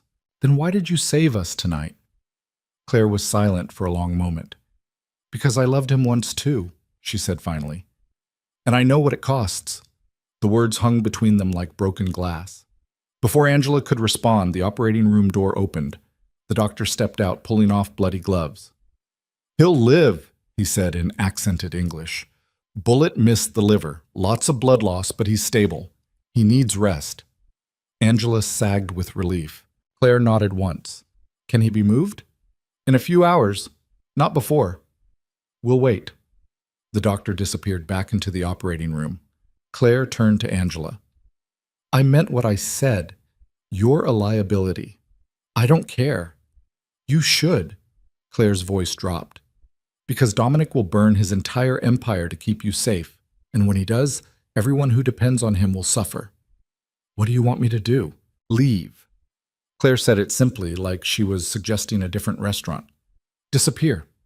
Give him back his focus before someone else exploits what Marcus saw. Angela's chest tightened. I'm not leaving him. Then you'll get him killed. You don't know that. I know this world better than you ever will. Claire's expression hardened. And I know that love is the fastest way to die in it. She walked out, leaving Angela alone in the waiting room. Angela sank into a plastic chair, her mind spinning. Was Claire right? Was loving Dominic the thing that would destroy him? She thought about the photograph slipped under the door, the trap Marcus had set, the way Dominic had almost died tonight because he was too focused on protecting her to see the danger coming. Maybe she was a weakness. Maybe she should leave. But then she remembered the way Dominic looked at her when he thought she wasn't watching. The way he held her like she was something precious instead of broken. The way he'd said, I love you, like the words were being torn out of him. Angela pressed her hands to her face. She didn't know what the right answer was. All she knew was that she couldn't imagine a world without him anymore, even if staying meant watching him bleed. 4 hours later, they transferred Dominic to a safe house in Cambridge, a brownstone that looked like every other house on the tree-lined street. Angela helped him inside, her arm around his waist, taking as much of his weight as she could. He was pale, moving carefully, but alive. They made it to the bedroom. Dominic collapsed onto the bed with a pained grunt. Angela sat beside him, her hand finding his. You scared me, she whispered. I'm sorry. Don't do it again. Dominic's mouth quirked despite the pain. I'll try. Angela's throat tightened. Claire thinks I should leave you. Dominic's eyes snapped open. What? She said I'm making you weak, that you'd be safer without me. Claire's wrong. Is she? Angela's voice cracked. You almost died tonight, Dominic, because you were too busy worrying about me to see the trap. Dominic pulled her closer, ignoring the pain it caused. I've been walking into traps my entire life. Long before you. This isn't on you. Then whose fault is it? Mine. His voice was rough. For not ending Marcus sooner. For letting my guard down. For thinking I could have both you and this life without consequences. Angela's eyes burned. Maybe you can't. Maybe. Dominic's hand came up to cup her face. But I'm not willing to give you up to find out. Even if it kills you? Even then. Angela kissed him, desperate and trembling and full of fear. When they broke apart, Dominic rested his forehead against hers. We'll figure this out, he murmured. Together. Angela wanted to believe him, but as she lay beside him in the unfamiliar safe house, listening to his breathing even out into sleep, She couldn't shake the cold certainty settling in her bones. Claire was right about one thing. Love in Dominic's world wasn't strength. It was a loaded gun pressed against both their heads. And sooner or later, someone was going to pull the trigger. The next morning, Angela woke to find Dominic already awake, sitting on the edge of the bed with his phone pressed to his ear. "Don't care what it costs. I want names. Everyone Marcus worked with. Everyone who knew about the warehouse." A pause. No. No mercy. Not this time. He hung up and noticed Angela watching. "How do you feel?" she asked. "Like I got shot." He attempted a smile. "But alive. Thanks to you." Angela sat up. "I didn't do anything. Claire saved us."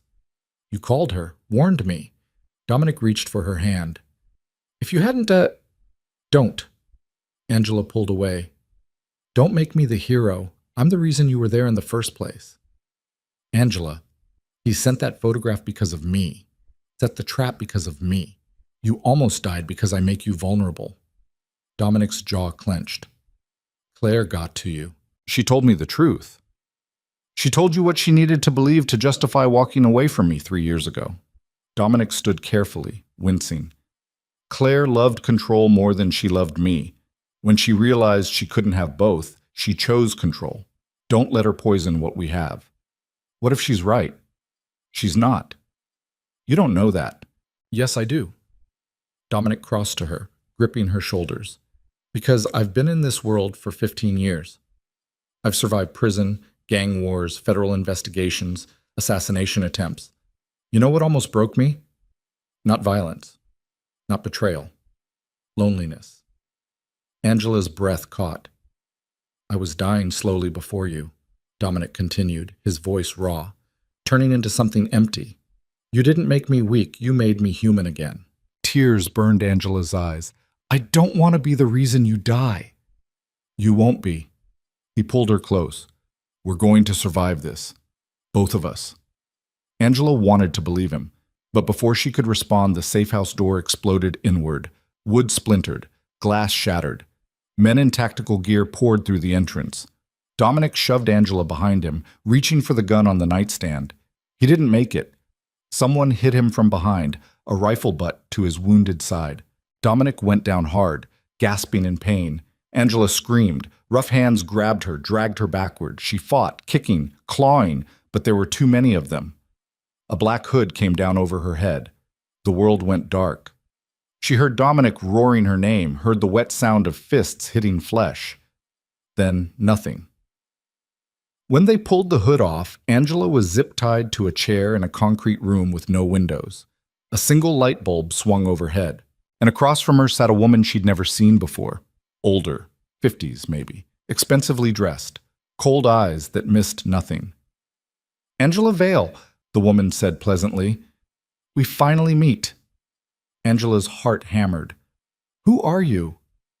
"My name is Elena Volkov." The woman smiled. "And you're going to help me destroy Dominic Vane." Angela's blood turned to ice. Elena leaned forward. "Or I'm going to kill everyone you've ever loved and make you watch." Angela stared at Elena Volkov and felt something cold settle into her bones. Not fear. Something sharper. Rage. "I don't know what you think I can do for you," Angela said, her voice steadier than she felt. "But you're wasting your time." Elena smiled. "Am I?" "Dominic won't negotiate. Not for me. Not for anyone." "You're right." Elena stood, circling Angela's chair slowly. "He won't negotiate, but he will burn this entire city to find you. And when he does, he'll be reckless, exposed, vulnerable." Angela's jaw clenched. "So this is a trap. This is strategy." Elena stopped in front of her. "Marcus Kell thought he could use you as leverage. He was an idiot. Leverage requires the threat of harm. I'm offering you something better." "What?" Elena leaned down, her face inches from Angela's. "Freedom. A new life. Enough money to disappear anywhere in the world. All you have to do is walk away." Angela's stomach twisted. "You want me to leave him?" "I want you to save yourself before Dominic's empire collapses and buries you with it." Elena straightened. "He's made too many enemies, lost too much ground. The waterfront is slipping. His partners are questioning his judgment, and it's all because of you. That's not true, isn't it? Elena's voice was almost kind.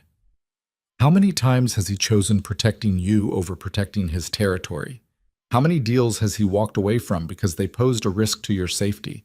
How many men has he alienated because they saw what you really are? What am I? A distraction. Elena said it simply. A weakness wearing a wedding ring. Angela's hands clenched against the zip ties. If you're going to kill me, just do it. I'm not playing this game. Elena laughed, a sound like breaking glass. I'm not going to kill you, Angela. That would make you a martyr. Dominic would tear this city apart brick by brick until he found whoever was responsible. No, I'm going to give you a choice. What choice? Elena pulled a phone from her pocket and held it up. The screen showed live security footage. Dominic, in what looked like an abandoned factory, surrounded by at least a dozen armed men. His hands were zip-tied behind his back. Blood ran down the side of his face from a gash above his eye. But his expression was pure murder. Angela's heart stopped. What did you do to him? Nothing yet. Elena's thumb hovered over the screen. But if you refuse my offer, I will have him executed in the next 60 seconds. Angela couldn't breathe. You're lying. Elena tapped the screen. One of the armed men stepped forward and pressed a gun to the back of Dominic's head. Wait! Angela's voice cracked. Wait, please! Elena held up a hand. The man with the gun stepped back. There's the Angela I was expecting, Elena murmured. The one who loves him more than her own survival. Angela's eyes burned. What do you want from me? I told you. Walk away. Sign divorce papers. Disappear. And I'll let him live. He'll come after me. Not if you make him believe you left willingly. Elena set the phone on a small table where Angela could see it. I'll release you in Boston. You'll go to the penthouse, pack your things, and leave a note telling Dominic that you can't do this anymore. That the violence, the danger, the constant fear, it's too much. You'll take the money from your agreement and start over somewhere new. Angela's throat tightened. He'll never believe I left without saying goodbye. He'll believe what he needs to believe. Men like Dominic understand being abandoned. It's happened to them their entire lives. Elena's voice was almost gentle. You'll be saving his life and his empire. He'll hate you for it at first, but eventually he'll move on, and you'll both survive. Angela looked at the screen. Dominic was saying something to his captors. She couldn't hear the words, but she could see the fury in his face, the way his body was coiled tight despite the zip ties. He was planning something, a way to fight back. Even now, bleeding and surrounded, he wasn't giving up. And Angela realized with sudden, devastating clarity that Elena was right about one thing. Dominic would never stop fighting for her, even if it killed him. How do I know you'll keep your word? Angela whispered. Elena smiled. You don't, but what choice do you have? Angela closed her eyes. She thought about the night Dominic had cleaned blood from his knuckles and told her she deserved better. The way he'd looked at her in the courthouse like she was something precious. The first time they'd made love, and he'd whispered her name like a prayer. She thought about Claire's warning that love in this world was a loaded gun. And she thought about Elias dying in that hospital room, asking Dominic to protect her, not control her, not own her, protect her, even from himself. Angela opened her eyes. Okay, she said quietly. I'll do it. Elena's expression shifted, surprise flickering across her features before smoothing into satisfaction. Smart girl. But I have conditions. You're not in a position to negotiate. You want me to sell this convincingly, right? To make Dominic believe I'm leaving willingly? Angela's voice hardened. Then you'll give me what I need to make that happen. Elena studied her for a long moment. What do you want? I want to see him, one last time, alone, 5 minutes. Absolutely not. Then kill him now. Angela's voice was ice. Because I'll tell him the truth the second I see him, and your whole plan falls apart. Elena's jaw tightened. You're bluffing. Try me. They stared at each other across the concrete room. Finally, Elena pulled out her phone and made a call. Bring Vane to holding room 3. Alone. 5 minutes. She hung up and looked at Angela with something almost like respect. You're stronger than I thought, Elena said.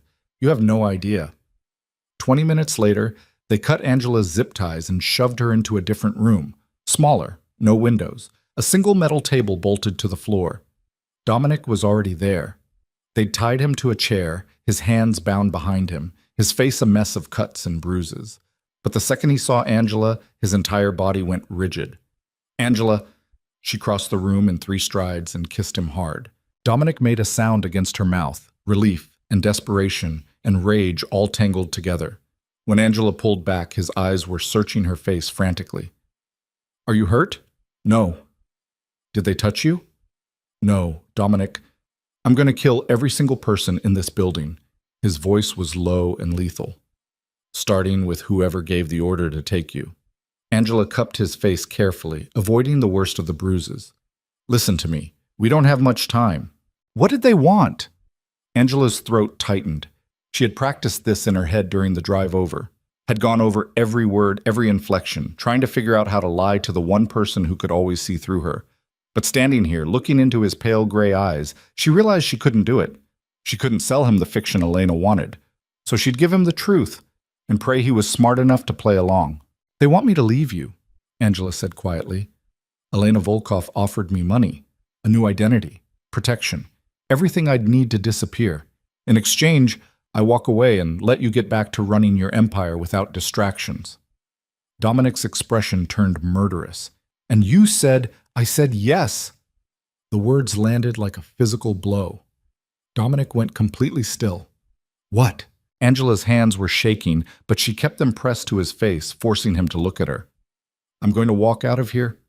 Go back to the penthouse. Pack my things. Leave you a note saying I can't do this anymore. And then I'm going to disappear. Dominic's breathing was ragged. Angela, and you're going to let me, she continued, her voice breaking. You're going to read that note and believe every word.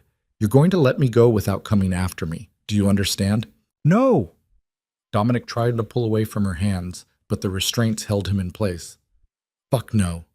Whatever they threatened you with, they'll kill you. Angela's voice cracked. The second I refused, they put a bullet in your head. I watched them put a gun to your skull, Dominic. I'm not calling that bluff. So you're just giving up? I'm saving your life. By breaking my fucking heart? Dominic's voice was raw. You think I want to survive if it means losing you? Angela's eyes burned. You don't get to make that choice. Not this time. The hell I don't. Dominic. Angela leaned her forehead against his. Please, I need you to trust me. Something shifted in his expression. What are you planning? I'm planning to do exactly what they want. Angela's voice dropped to barely a whisper. Until I figure out a way to destroy them. Dominic's eyes widened slightly. Understanding flickered across his face. How long? He whispered back. I don't know. Days, maybe weeks, but I'll come back. Angela, you have to let me do this. Her voice was urgent now. They're watching. If you fight this, if you come after me immediately, they'll know it's a setup. But if you let me walk away, if you make them believe you're broken, we buy time. Time for what? Time for me to figure out where Elena keeps her records, her contacts, everything we'd need to dismantle her operation from the inside. Angela's hands tightened on his face. I was invisible my whole life, Dominic. No one ever looked at me. That's my advantage now. Dominic's jaw clenched. This is insane. It's the only play we have. If something happens to you, then you burn the world like you promised. Angela kissed him again, soft and desperate. But until then, you let me go. The door opened. 2 armed men stepped inside. Time's up. Angela pulled back slowly, memorizing every detail of Dominic's face. I love you, she whispered.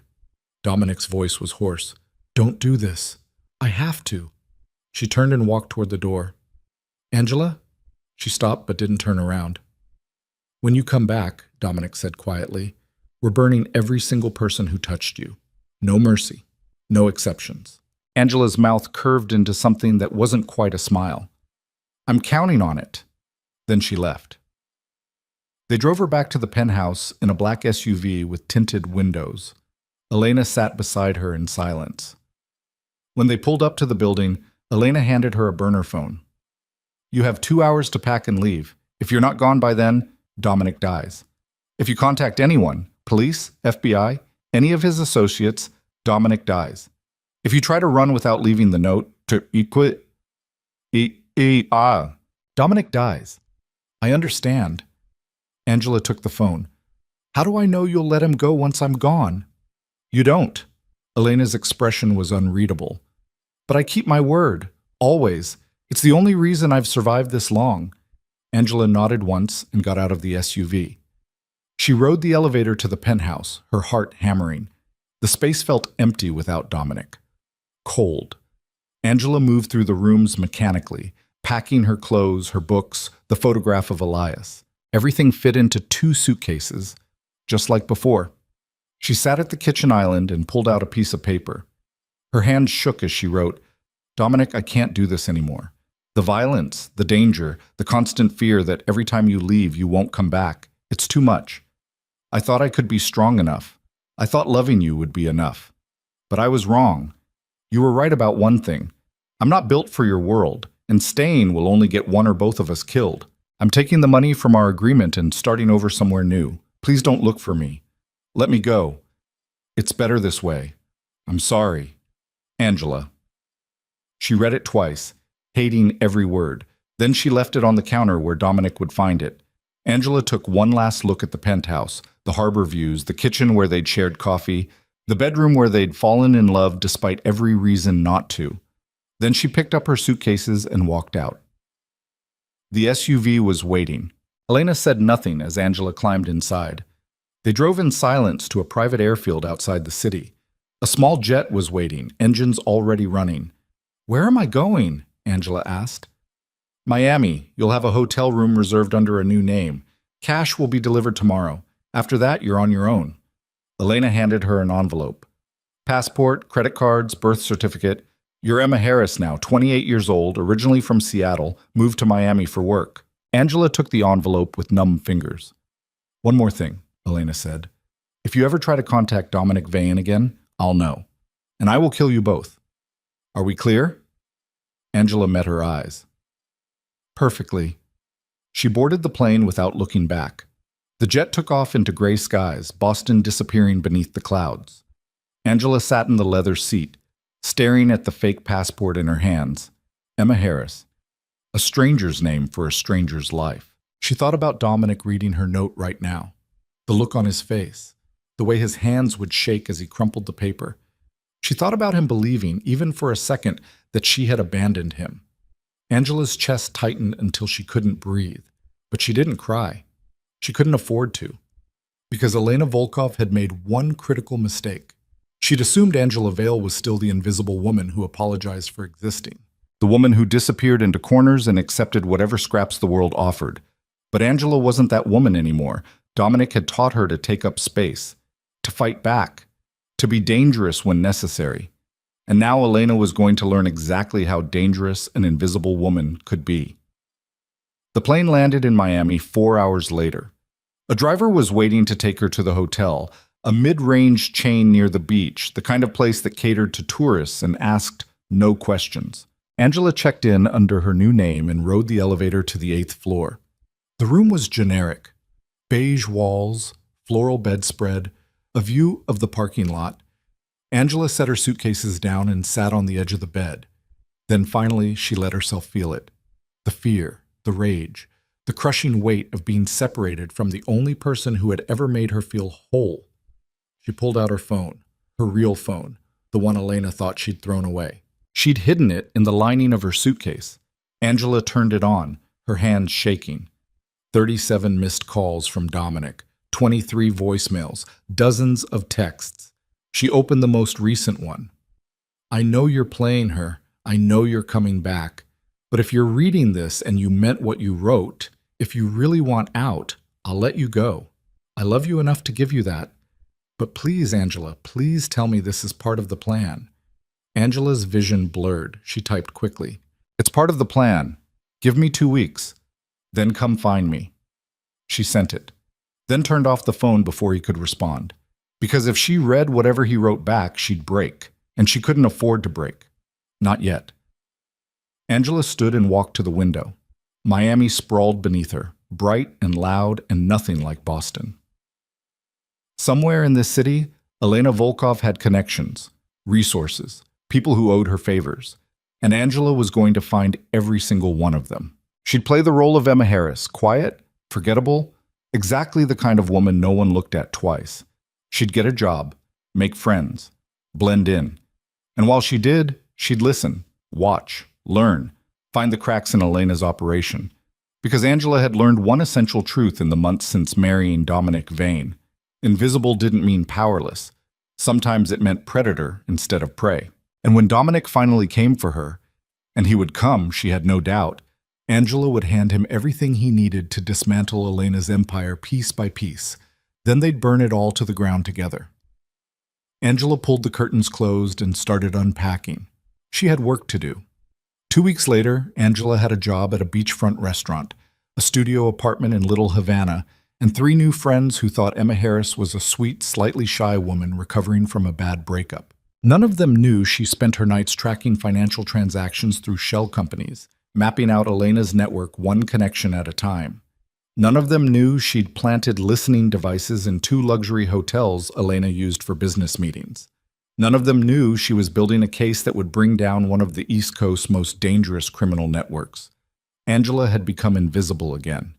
But this time, it was a weapon. On the 14th night, she came home from her shift at the restaurant to find her apartment door unlocked. Her heart stopped.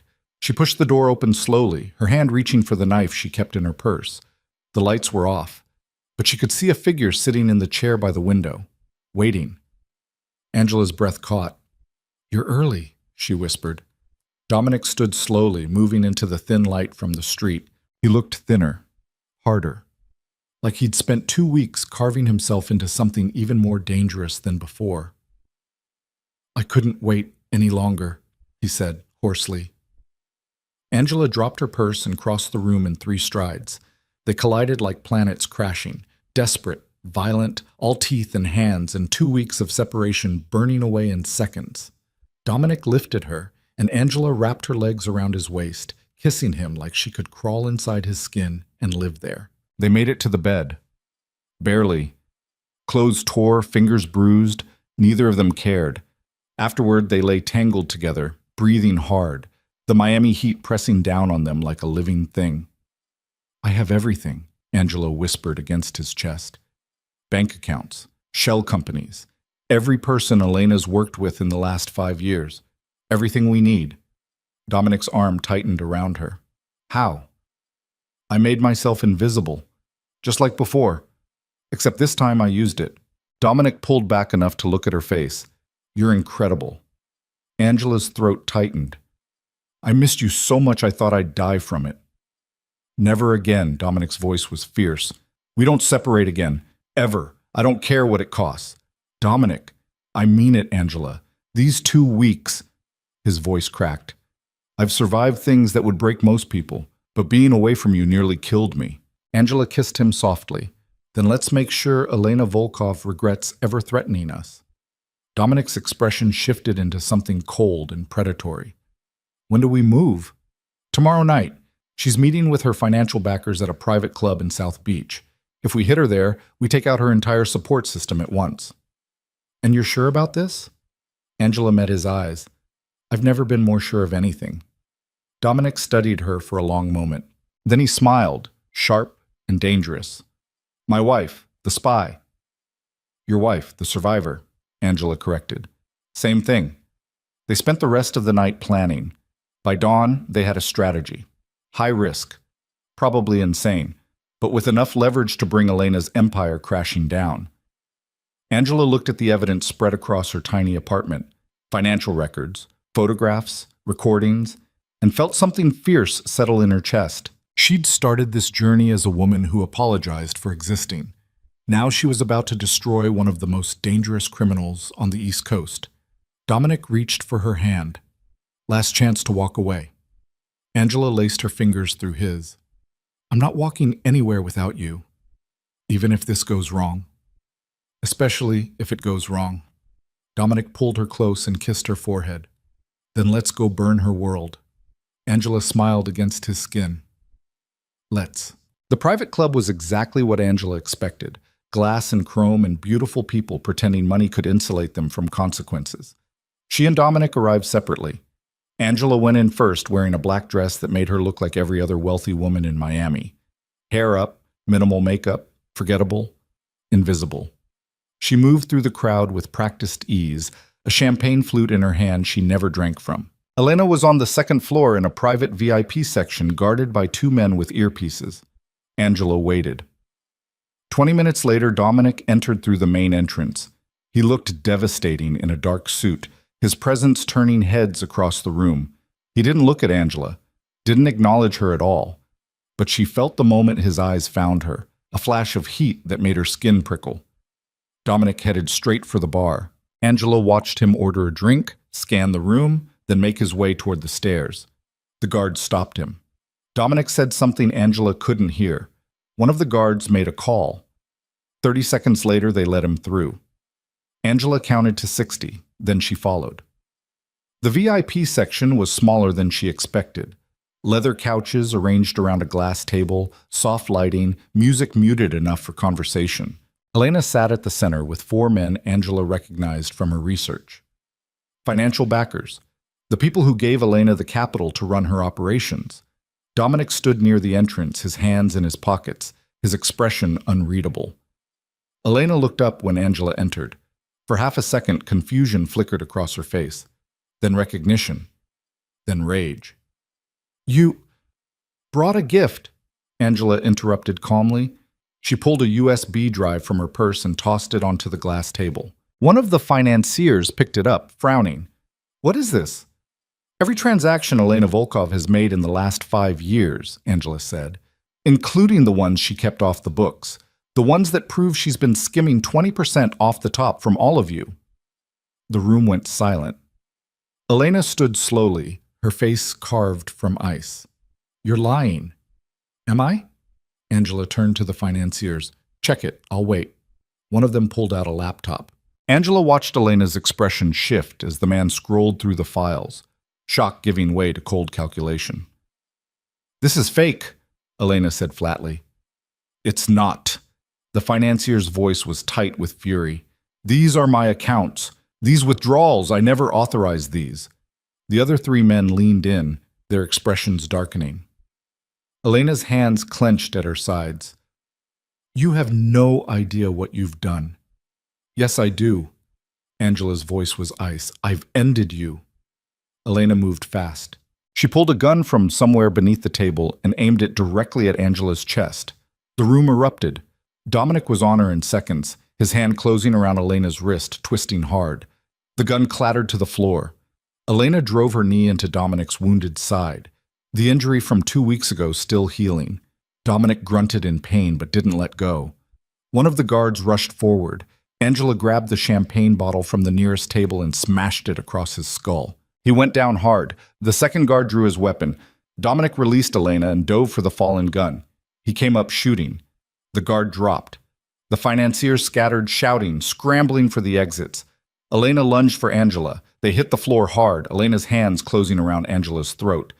"You stupid bitch," Elena hissed. "You think you've won? I'll kill everyone you love. I'll burn everything Dominic's built. Angela drove her knee up into Elena's ribs.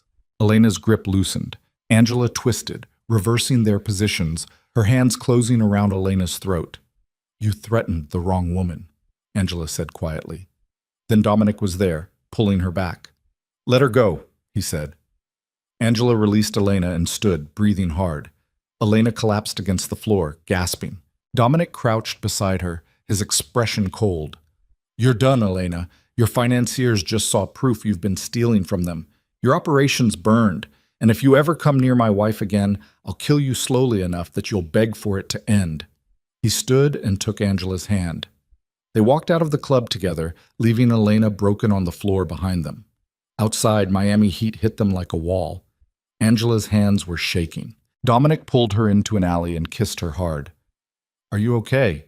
he murmured against her mouth. "I just destroyed a criminal empire and got in a fistfight with a woman twice my age." Angela laughed, high and breathless. "I'm better than okay." Dominic's hands framed her face. "You're terrifying." "Good." He kissed her again, slower this time. When they broke apart, Angela rested her forehead against his chest. "What now?" she whispered. Dominic's arms tightened around her. "Now we go home." "Boston?" "Wherever you are." His voice was rough. "That's home." Angela looked up at him, this dangerous man who had married her out of obligation and loved her into something fierce. "Then take me home," she said.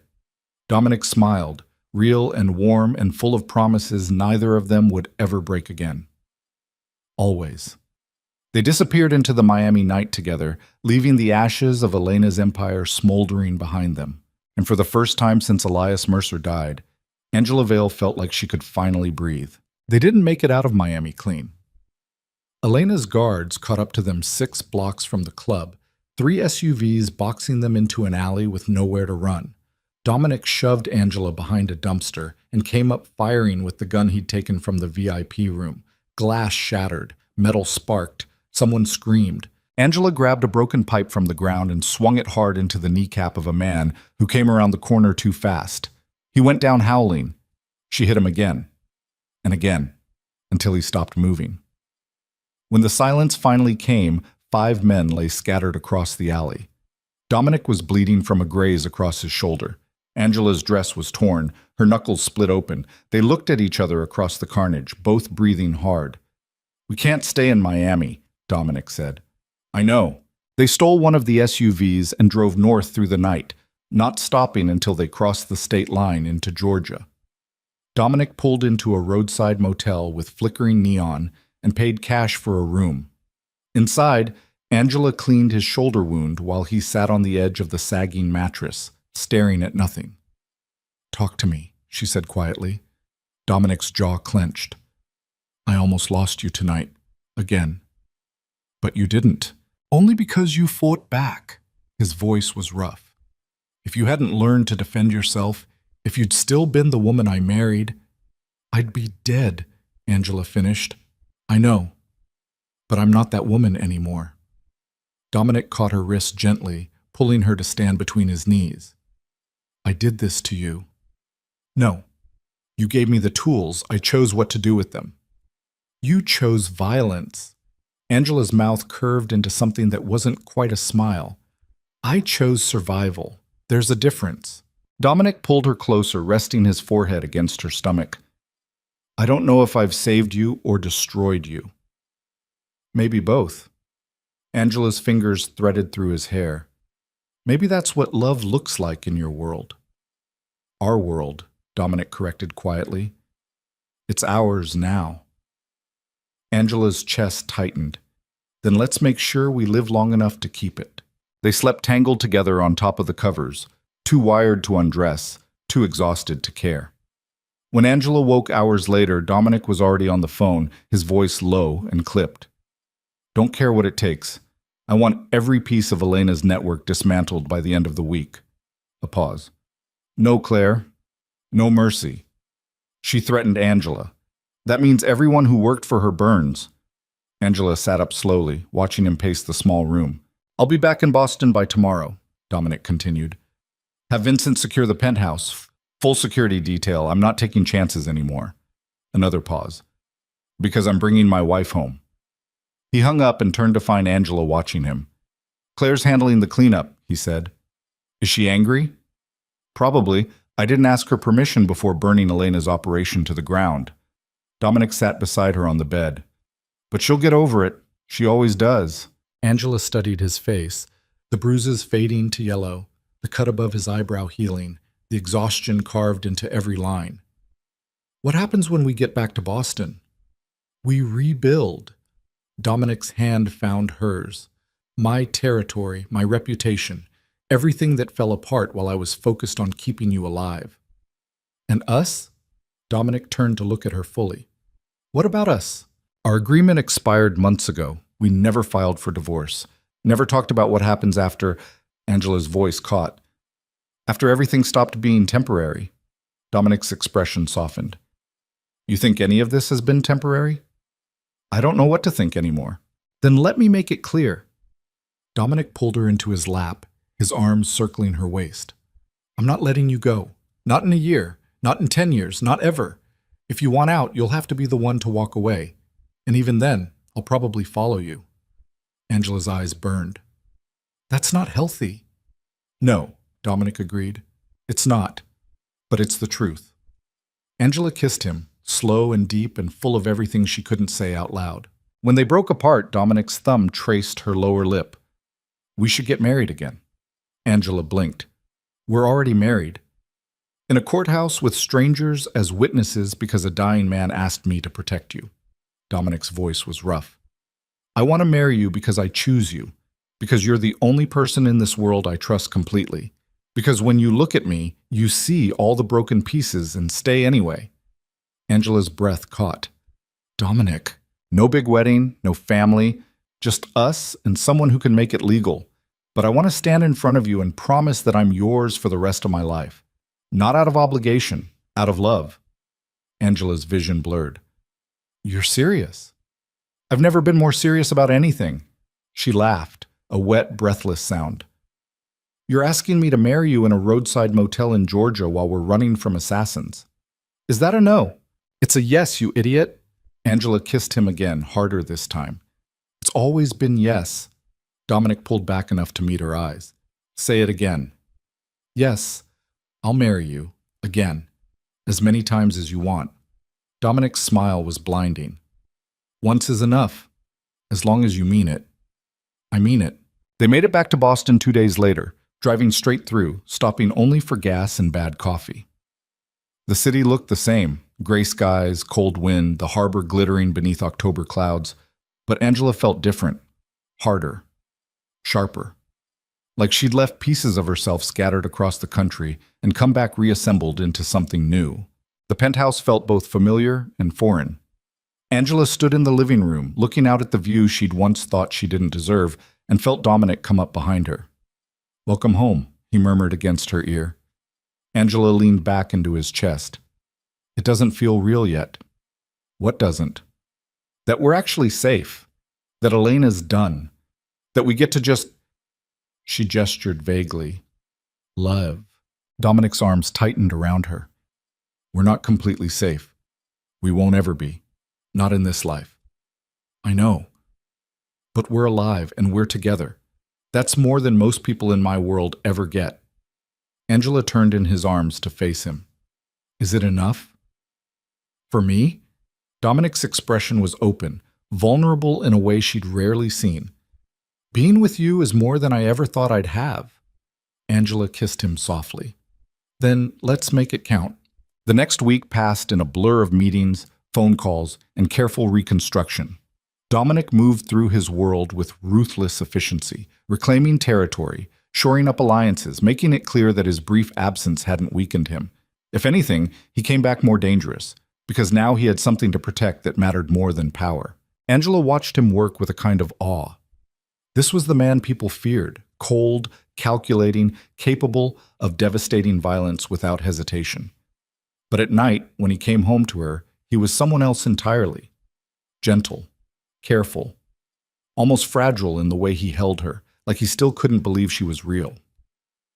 2 weeks after returning to Boston, Angela came home from grocery shopping to find Aunt Evelyn sitting in the penthouse living room. Angela stopped cold in the doorway, bag still in her hands. Evelyn looked older than Angela remembered, brittle, worn down, her expensive clothes hanging slightly loose. She stood when Angela entered, her expression unreadable. How did you get in here? Angela asked quietly. Dominic let me up.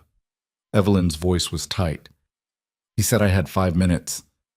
Angela set the grocery bags on the counter slowly. What do you want? Evelyn flinched. I came to apologize. The words hung in the air like something toxic. Angela crossed her arms. For what specifically? For humiliating me my entire life? For treating me like an obligation? For making me feel invisible in my own family? Evelyn's face crumpled. For all of it. Angela, I didn't realize... You didn't realize what? That I was a person? That I had feelings? Angela's voice was cold. Or you didn't realize Dominic Vane would actually care about me, and now you're scared of what he might do? Both, Evelyn whispered. I'm terrified. Your cousin lost his business. My husband's under investigation. Our accounts are frozen. And I know it's Dominic. I know he's destroying us because of how we treated you. Angela felt nothing. No satisfaction, no guilt, just a hollow kind of emptiness where rage used to live. You're right, she said finally. He is. Evelyn's hands twisted together. Please, I know I don't deserve your help, but I'm begging you, call him off. We'll never bother you again. No. Evelyn went pale. Angela, you spent 30 years teaching me that I didn't matter, that I was less than, that I should be grateful for whatever scraps you threw my way. Angela's voice was steady, emotionless. Now you get to learn what that feels like. I was wrong. Evelyn's eyes filled with tears. I see that now. You were always... Save it. Angela walked to the door and opened it. Your 5 minutes are up. Evelyn stood there for a moment, shaking, tears streaming down her face. Then she walked out without another word. Angela closed the door and leaned against it, her breath coming in short gasps. She'd imagined that moment 1,000 times, confronting her family, making them understand what they'd done to her. But the reality was hollow. Because revenge didn't heal the wounds they'd left. It just made her realize how much of her life she'd wasted wanting them to see her. When Dominic came home that night, he found Angela curled up on the couch, staring at nothing. He sat beside her without a word, pulling her into his arms. Evelyn came by, Angela said quietly. I know. I sent her. Angela pulled back to look at him. Why? Because you needed to see her one last time, to choose whether you wanted closure or revenge. Dominic's hand cupped her face. What did you choose? Neither. Angela's voice cracked. I chose to let her go, not for her sake, for mine. Dominic kissed her forehead. I'm proud of you. Are you still going after them? Do you want me to? Angela thought about it for a long moment. No. Let them rebuild their lives the same way I had to, from nothing. Maybe it'll teach them something. Dominic nodded slowly. I'll make the calls tomorrow. Angela rested her head against his chest, listening to his heartbeat. I don't need them anymore. I don't need their approval or their apologies. I have you. I have this. It's enough. More than enough, Dominic murmured into her hair. They sat together in silence, the city glowing beyond the windows, and Angela felt something finally settle inside her. Peace. Real, fragile, hard-won peace. 1 month after returning to Boston, Angela enrolled at Boston University. She'd put it off for weeks, convinced she was too old, too far behind, too everything. But Dominic had filled out the application while she slept and presented it to her over breakfast like it was nothing. You wanted to be a literature professor, he said simply. So be one. Angela stared at the acceptance letter, her hands shaking. I'm 33 years old. So? So I'll be 40 by the time I finish my doctorate. Dominic set down his coffee and looked at her seriously. You'll be 40 anyway. Might as well be 40 with a PhD. Angela laughed, a real laugh that felt like sunlight. You're impossible. I'm right. She started classes in January. It was terrifying. The other students were younger, sharper, quicker to raise their hands. Angela spent the first week convinced she'd made a terrible mistake. But then something shifted. She stopped comparing herself to everyone else and focused on why she was there. Because she loved literature. Because books had saved her when nothing else could. Because for the first time in her life, she was building something for herself instead of surviving whatever life handed her. By the end of her first semester, Angela was thriving. She argued passionately about Faulkner, wrote papers that made her professors take notice, stayed late in the library, surrounded by stacks of books, feeling more alive than she had in years. And every night, she came home to Dominic, who listened to her talk about her classes with the same intensity he brought to business negotiations. You're different, he said one night, watching her pace the living room while explaining her thesis on narrative unreliability in modern fiction. Angela stopped mid-sentence. Different how? Lighter. Dominic's expression was soft. Like you finally figured out you belong somewhere. Angela crossed to him and straddled his lap, her arms looping around his neck. I belong with you. You belong to yourself first. Dominic's hands settled on her hips. I'm just lucky enough to be part of your world now. Angela kissed him slow and deep, pouring everything she felt into it. Gratitude, love, wonder that this dangerous man had somehow become her safe place. When they broke apart, Dominic rested his forehead against hers. Marry me. Angela laughed. We're already married, twice technically, if you count the agreement we made in Georgia. I mean for real this time. Witnesses, rings that actually mean something, vows we write ourselves. Dominic's voice was rough. I want to stand in front of people and tell the world you're mine. Angela's breath caught. When? Whenever you want. Tomorrow. Next year. I don't care. As long as it happens. Angela traced the line of his jaw, memorizing every angle. Next spring. Something small. Just the people who matter. Deal. They planned the wedding together over the following months. Simple, intimate, nothing like the courthouse ceremony that had started this entire journey. Claire agreed to be Dominic's witness, though she made it clear she thought the whole thing was sentimental nonsense. Vincent stood beside her, quiet and loyal as always. Angela invited exactly one person. Her academic advisor, Dr. Sarah Chen, a woman in her 60s who had taken Angela under her wing and treated her like the scholar she was becoming, instead of the invisible woman she used to be. The ceremony took place in the Boston Public Garden on a warm April afternoon, beneath flowering trees with the swan boats gliding past in the background.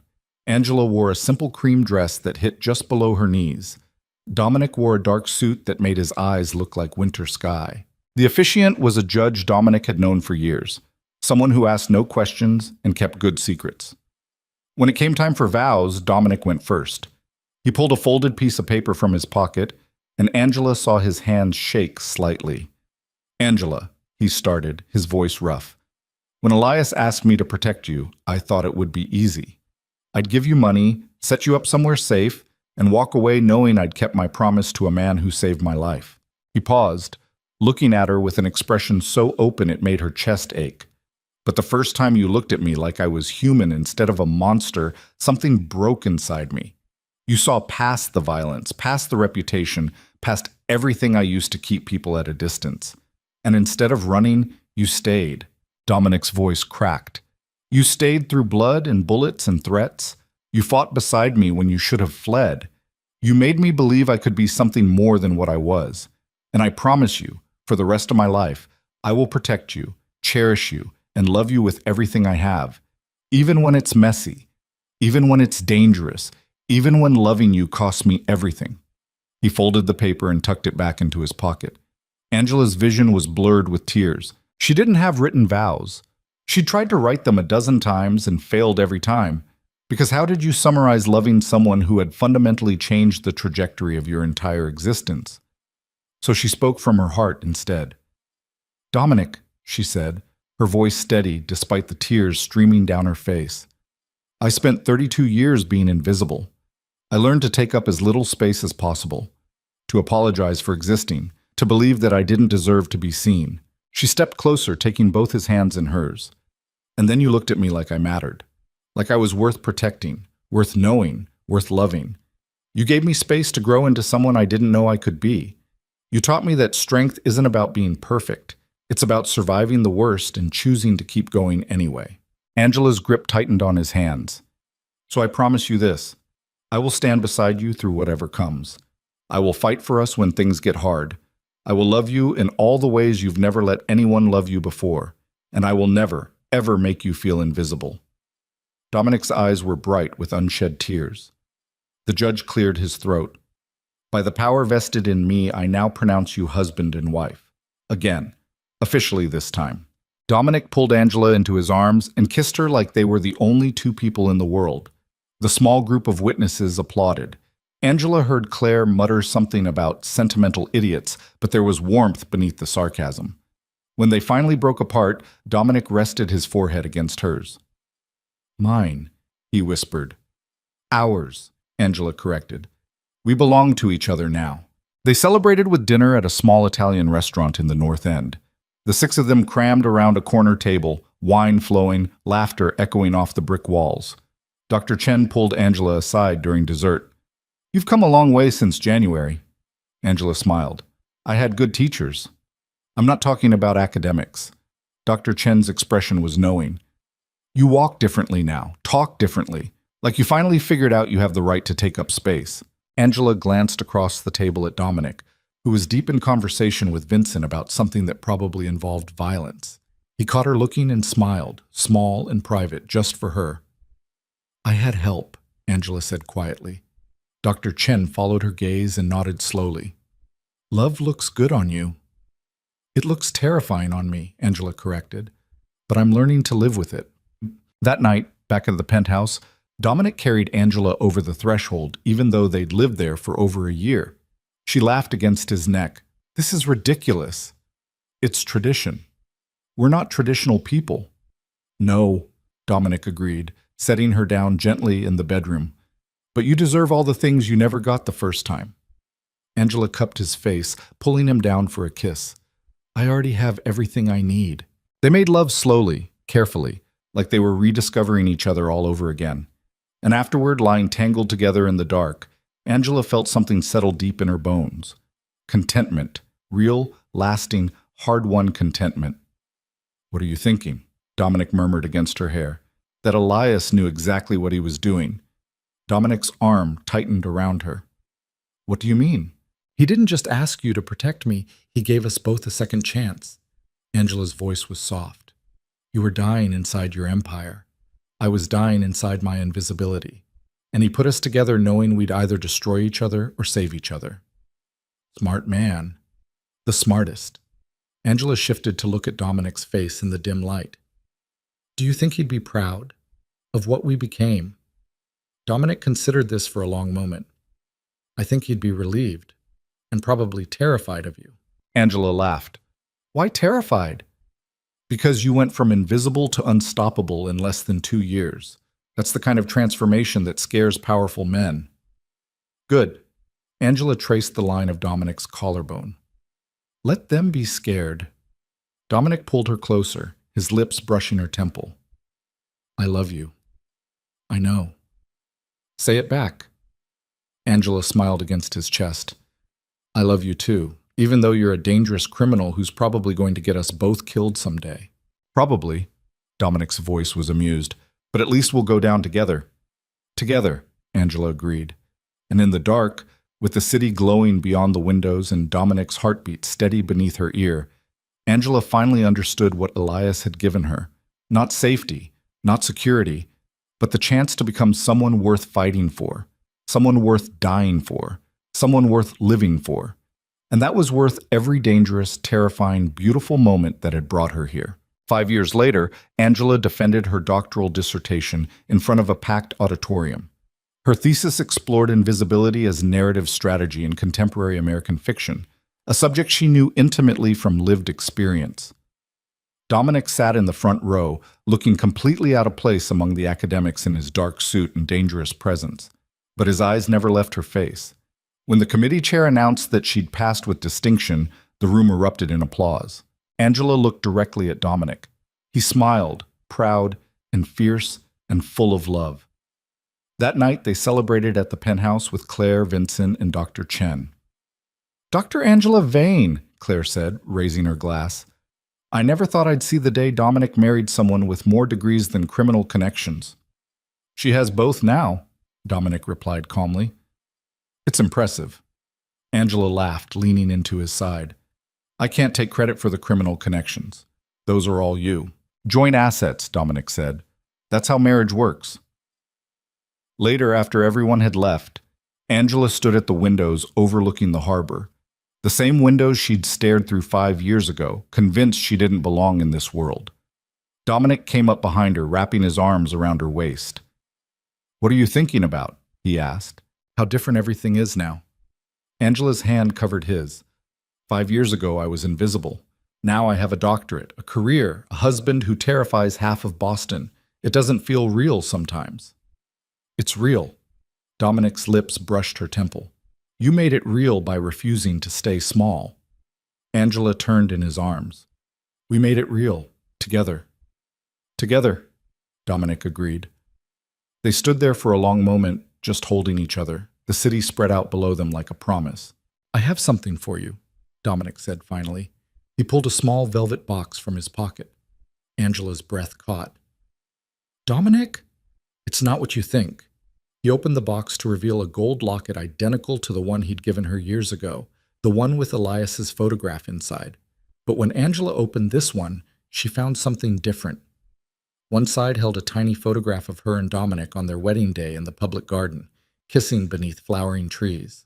The other side was engraved with 4 words. "You were always visible."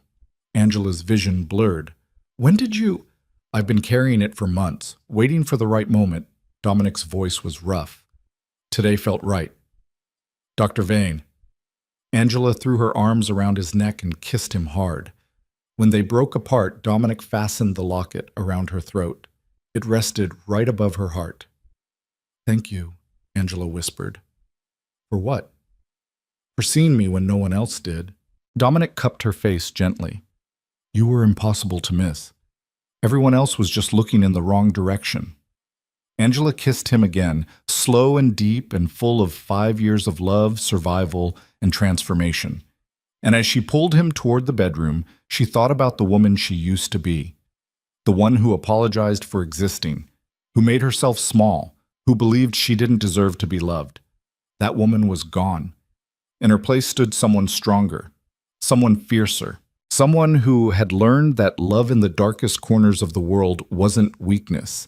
It was the most dangerous weapon of all, because when you loved someone like Dominic Vane, when you married a monster and taught him to be human, you didn't just survive, you conquered, and Angela had conquered more than she'd ever dreamed possible. Her invisibility had become her power. Her weakness had become her strength. And the man who had married her out of obligation had become the person she couldn't imagine living without. Together, they had built something beautiful out of blood and bullets and broken pieces. Something worth fighting for. Something worth dying for. Something worth living for. And as Dominic pulled her close in the darkness, whispering promises against her skin, Angela finally understood the truth that had been there all along. She had never needed to be saved. She had only needed someone to believe she was worth the fight. And Dominic Vane had proven every single day for 5 years that she was worth everything. The city glowed beyond the windows. The harbor reflected 1,000 lights. And inside the penthouse, 2 people who had found each other in the darkest moment of their lives held each other like they'd never let go. Because they wouldn't. Not through violence, not through threats, not through anything this world could throw at them. They belonged to each other now. Completely, irrevocably, forever. And that was the only truth that mattered.